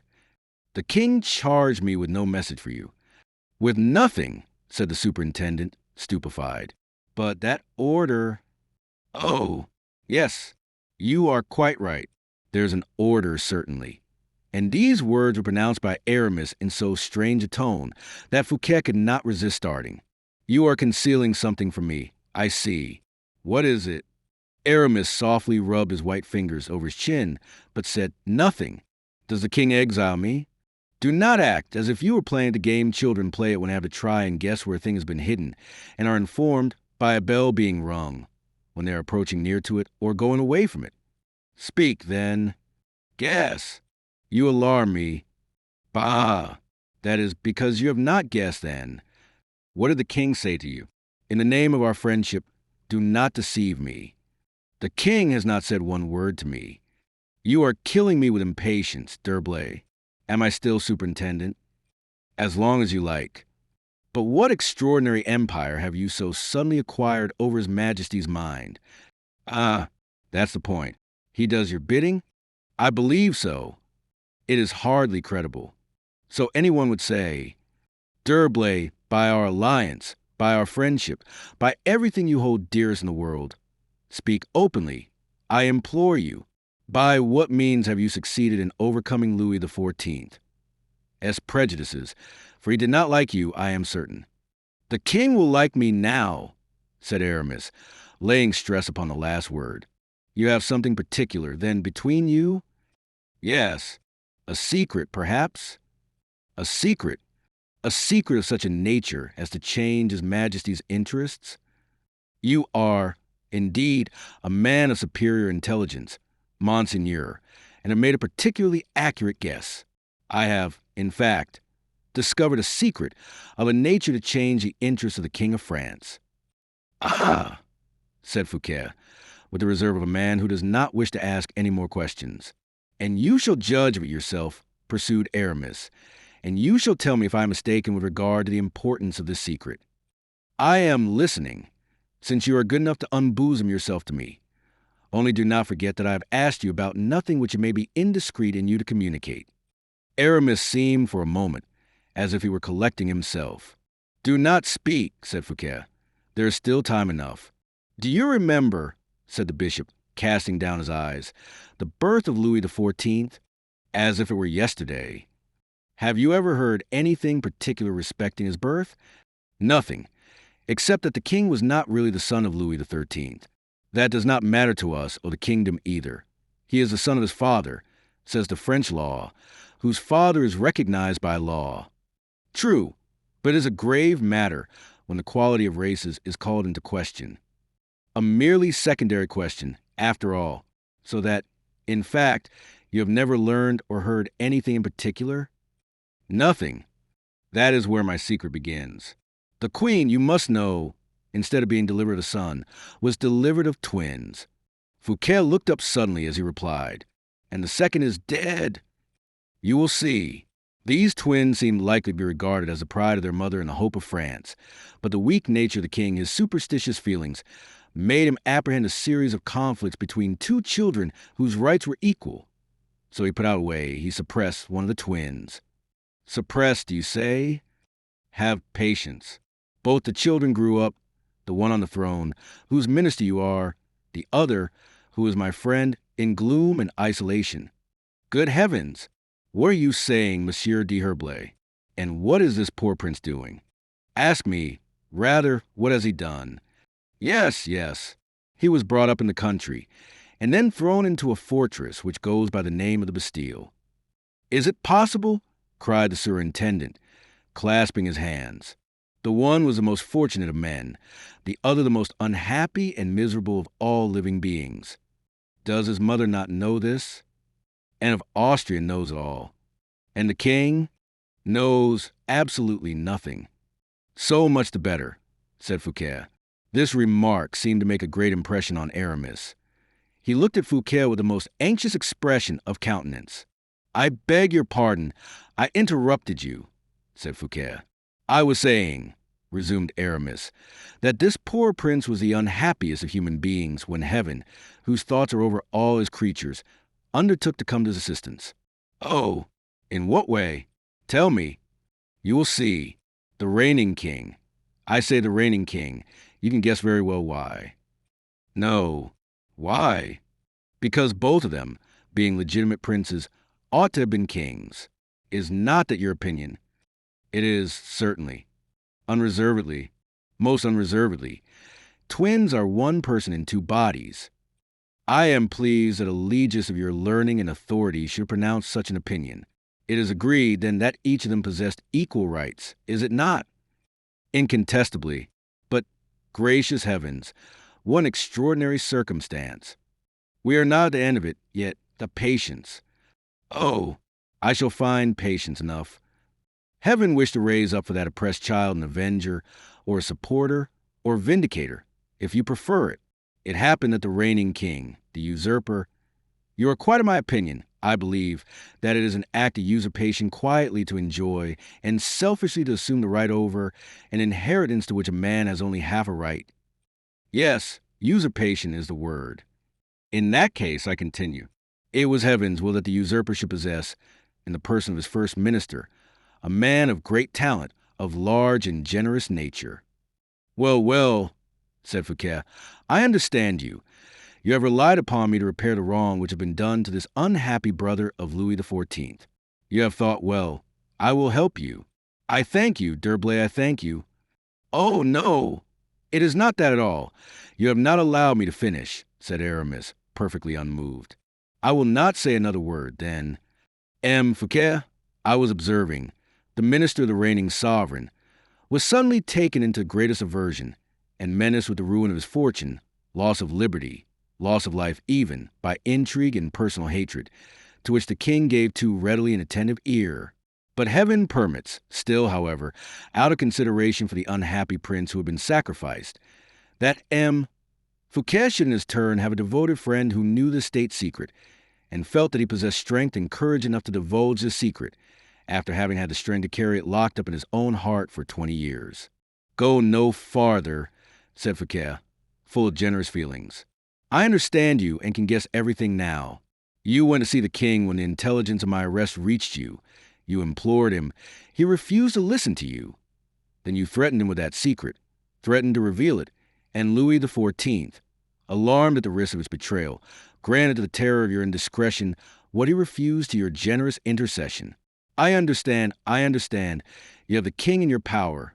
I understand. You understand nothing. As yet, replied Aramis, and again you interrupt me. Then, too, allow me to observe that you pay no attention to logical reasoning, and seem to forget what you ought most to remember. What do you mean? You know upon what I laid the greatest stress at the beginning of our conversation? Yes, His Majesty's hate, invincible hate for me. Yes, but what feeling of hate could resist the threat of such a revelation? Such a revelation, do you say? That is the very point where your logic fails you. What? Do you suppose that if I had made such a revelation to the king, I should have been alive now? It is not 10 minutes ago that you were with the king. That may be. He might not have had the time to get me killed outright, but he would have had the time to get me gagged and thrown in a dungeon.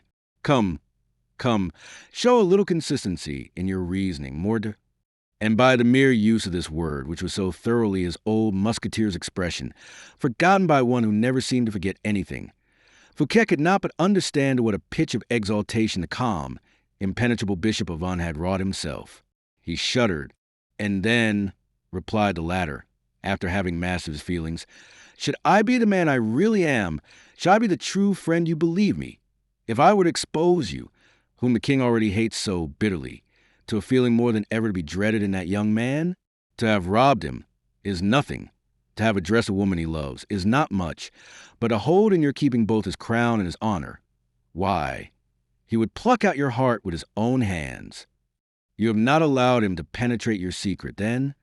I would sooner, far sooner, have swallowed at one draught all the poisons that Mithridates drank in 20 years, in order to try and avoid death, than have betrayed my secret to the king. What have you done, then? Now we are coming to the point, Monseigneur. I think I shall not fail to excite in you a little interest. You are listening, I hope. How can you ask me if I am listening? Go on. Aramis walked softly all round the room, satisfied himself that they were alone, and that all was silent, and then returned and placed himself close to the armchair in which Fouquet was seated, awaiting with the deepest anxiety the revelation he had to make. I forgot to tell you, resumed Aramis, addressing himself to Fouquet, who listened to him with the most absorbed attention. I forgot to mention a most remarkable circumstance respecting these twins, namely, that God had formed them so startlingly, so miraculously like each other, that it would be utterly impossible to distinguish the one from the other. Their own mother would not be able to distinguish them. Is it possible? Exclaimed Fouquet. The same noble character in their features, the same carriage, the same stature, the same voice. But their thoughts, degree of intelligence, their knowledge of human life. There's an equality there, I admit, Monseigneur. Yes, for the prisoner of the Bastille is, most incontestably, superior in every way to his brother, and if from his prison this unhappy victim were passed to the throne, France would not, from the earliest period of its history, perhaps, have had a master more powerful in genius and nobility of character. Fouquet buried his face in his hands, as if he were overwhelmed by the weight of this immense secret. Aramis approached him. There is a further inequality, he said.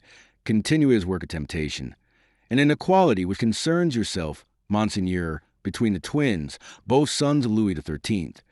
Namely, the last comer does not know M. Colbert. Fouquet raised his head immediately. His features were pale and distorted. The bolt had hit its mark, not his heart, but his mind and comprehension. I understand you, he said to Aramis. You are proposing conspiracy to me? Something like it. One of those attempts which, as you said at the beginning of this conversation, alters the fate of empires and of superintendents, too. Yes, Monseigneur. In a word, you propose that I should agree to the substitution of the son of Louis XIII, who is now a prisoner in Bastille, for the son of Louis XIII, who is at this moment asleep in the chamber of Morpheus? Aramis smiled with a sinister expression of the sinister thought which was passing through his brain. Exactly, he said. Have you thought? Continued Fouquet, becoming animated with that strength of talent which in a few seconds originates and matures conception of a plan, and with that largeness of view which foresees all consequences, and embraces every result at a glance, Have you thought that we must assemble the nobility, the clergy, and the third estate of the realm, that we shall have to depose the reigning sovereign, to disturb by so frightful a scandal the tomb of their dead father, to sacrifice the life, the honor of a woman and of Austria, the life and peace of mind and heart of another woman, Maria Theresa, and suppose it were all done if we were to succeed in doing it?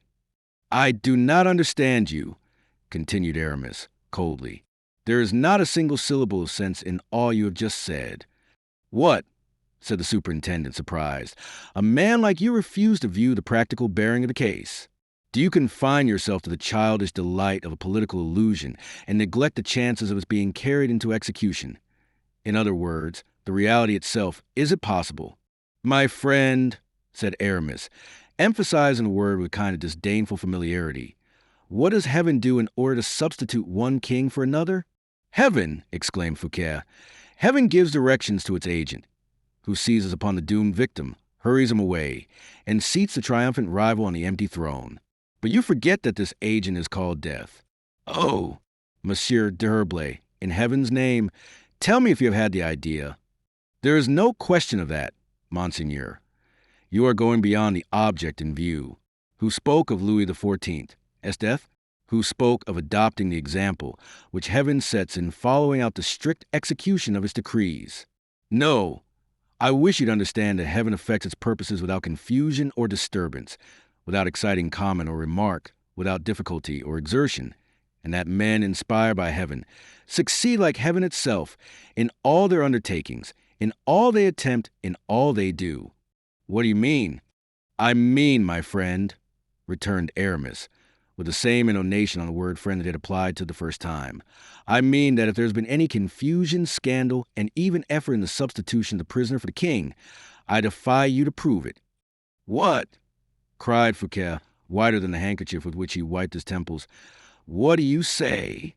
Go to the king's apartment, continued Aramis, tranquilly, and you who know the mystery, I defy even you to perceive that the prisoner of the Bastille is lying in his brother's bed. But the king, stammered Fouquet, seized with horror at the intelligence. What king? Said Aramis, in his gentlest tone. The one who hates you or the one who likes you? The king of yesterday. The king of yesterday. Be quite easy on that score. He has gone to take the place in the Bastille, which his victim occupied for so many years. Great God! And who took him there? I. You. Yes, and in the simplest way. I carried him away last night, while he was descending into midnight. The other was ascending into day. I do not think there has been any disturbance whatever. A flash of lightning without thunder awakens nobody. Fouquet uttered a thick, smothered cry, as if he had been struck by some invisible blow, and clasping his head between his clenched hands, he murmured, You did that? Cleverly enough, too. What do you think of it? You dethroned the king? Imprison him, too? Yes, that has been done. And such an action was committed here at Vaux. Yes, here at Vaux, in the chamber of Morpheus. It would almost seem that it had been built in anticipation of such an act. And at what time did it occur? Last night, between 12 and 1 o'clock. Fouquet made a movement as if he were on the point of springing upon Aramis. He restrained himself.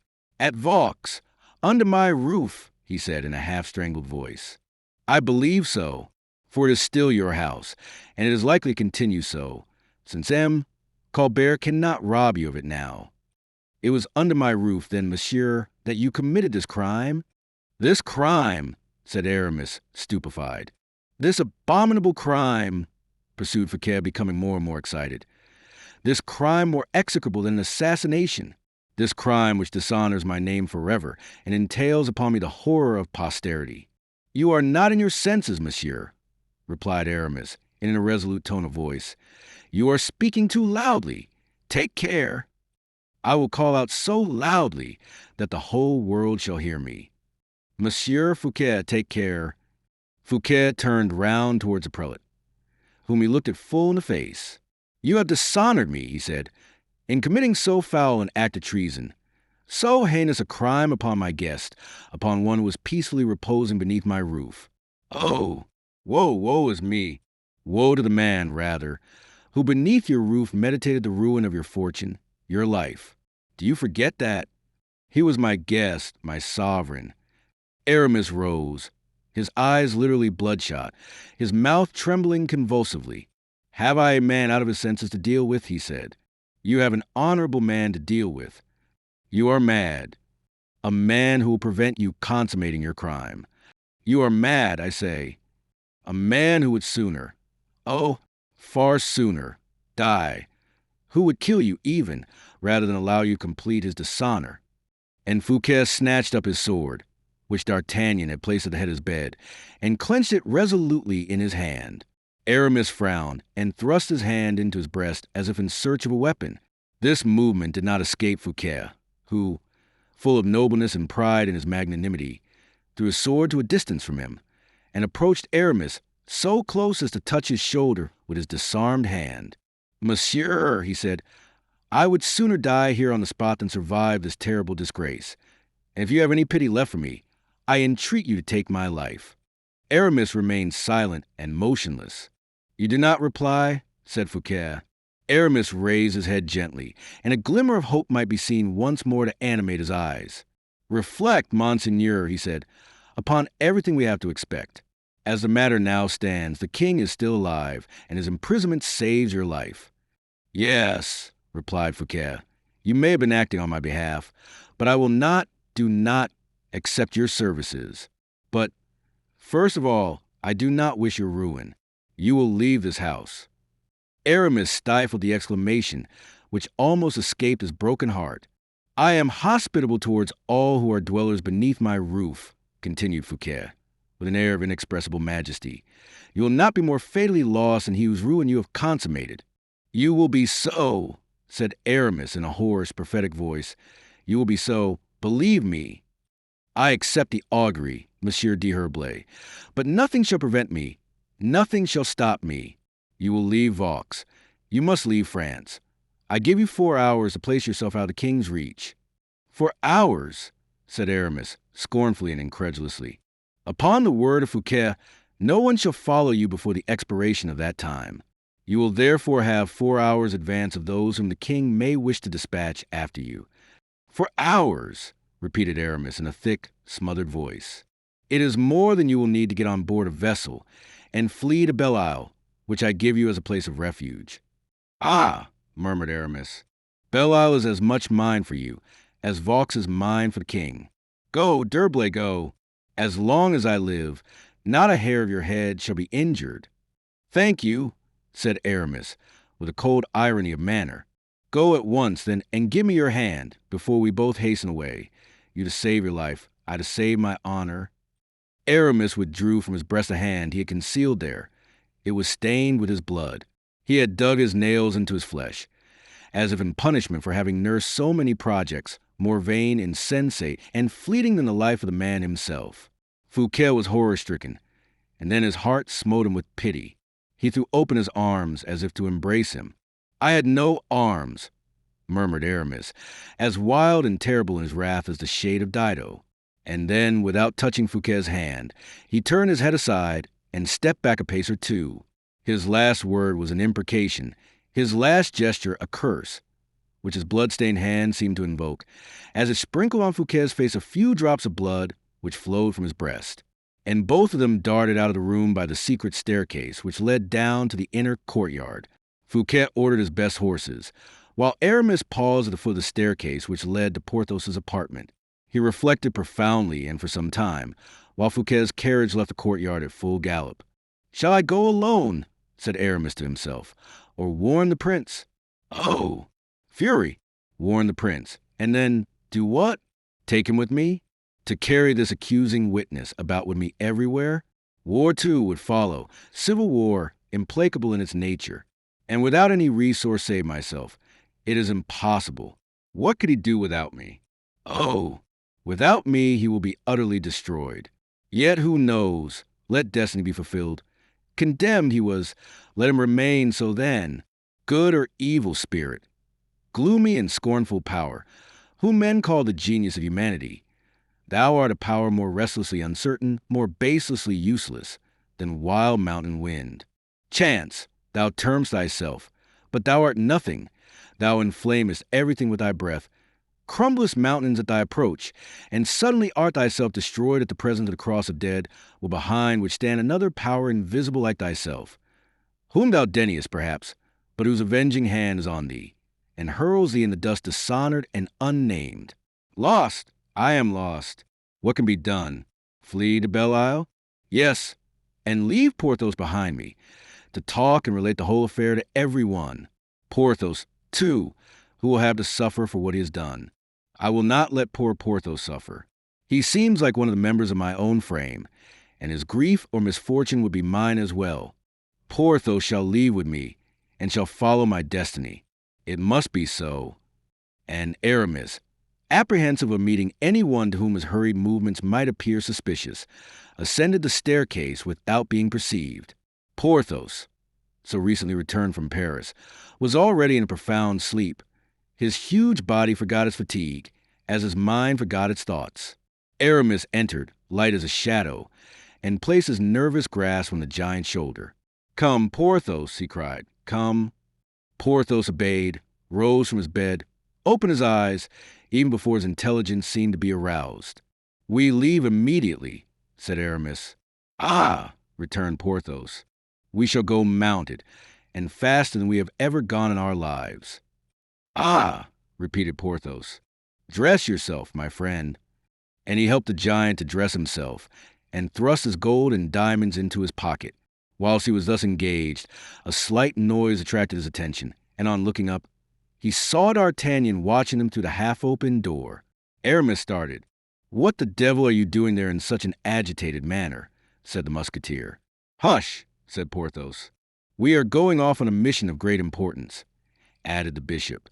"You are very fortunate," said the Musketeer. "Oh, dear me," said Porthos. "I feel so wearied. I would far sooner have been fast asleep. But the service of the king—" "Have you seen M. Fouquet?" said Aramis to D'Artagnan. "Yes, this very minute in a carriage." "What did he say to you?" "Adieu." "Nothing more?" "Was that all?" "What else do you think he could say? Am I worth anything now, since you have got into such high favor?" "Listen," said Aramis, embracing the Musketeer. "Your good times are returning again. You will have no occasion to be jealous of anyone." "Ah, bah! I predict that something will happen to you today which will increase your importance more than ever." "Really? You know that I know all the news?" "Oh, yes." "Come, Porthos, are you ready? Let us go." "I am quite ready, Aramis." "Let us embrace D'Artagnan first." "Most certainly. But the horses?" "Oh, there's no one of them here." "Will you have mine?" "No. Porthos has his own stud. So adieu, adieu." The fugitives mounted their horses beneath the very eyes of the captain of the Musketeers, who held Porthos's stirrup for him, and gazed after them until they were out of sight.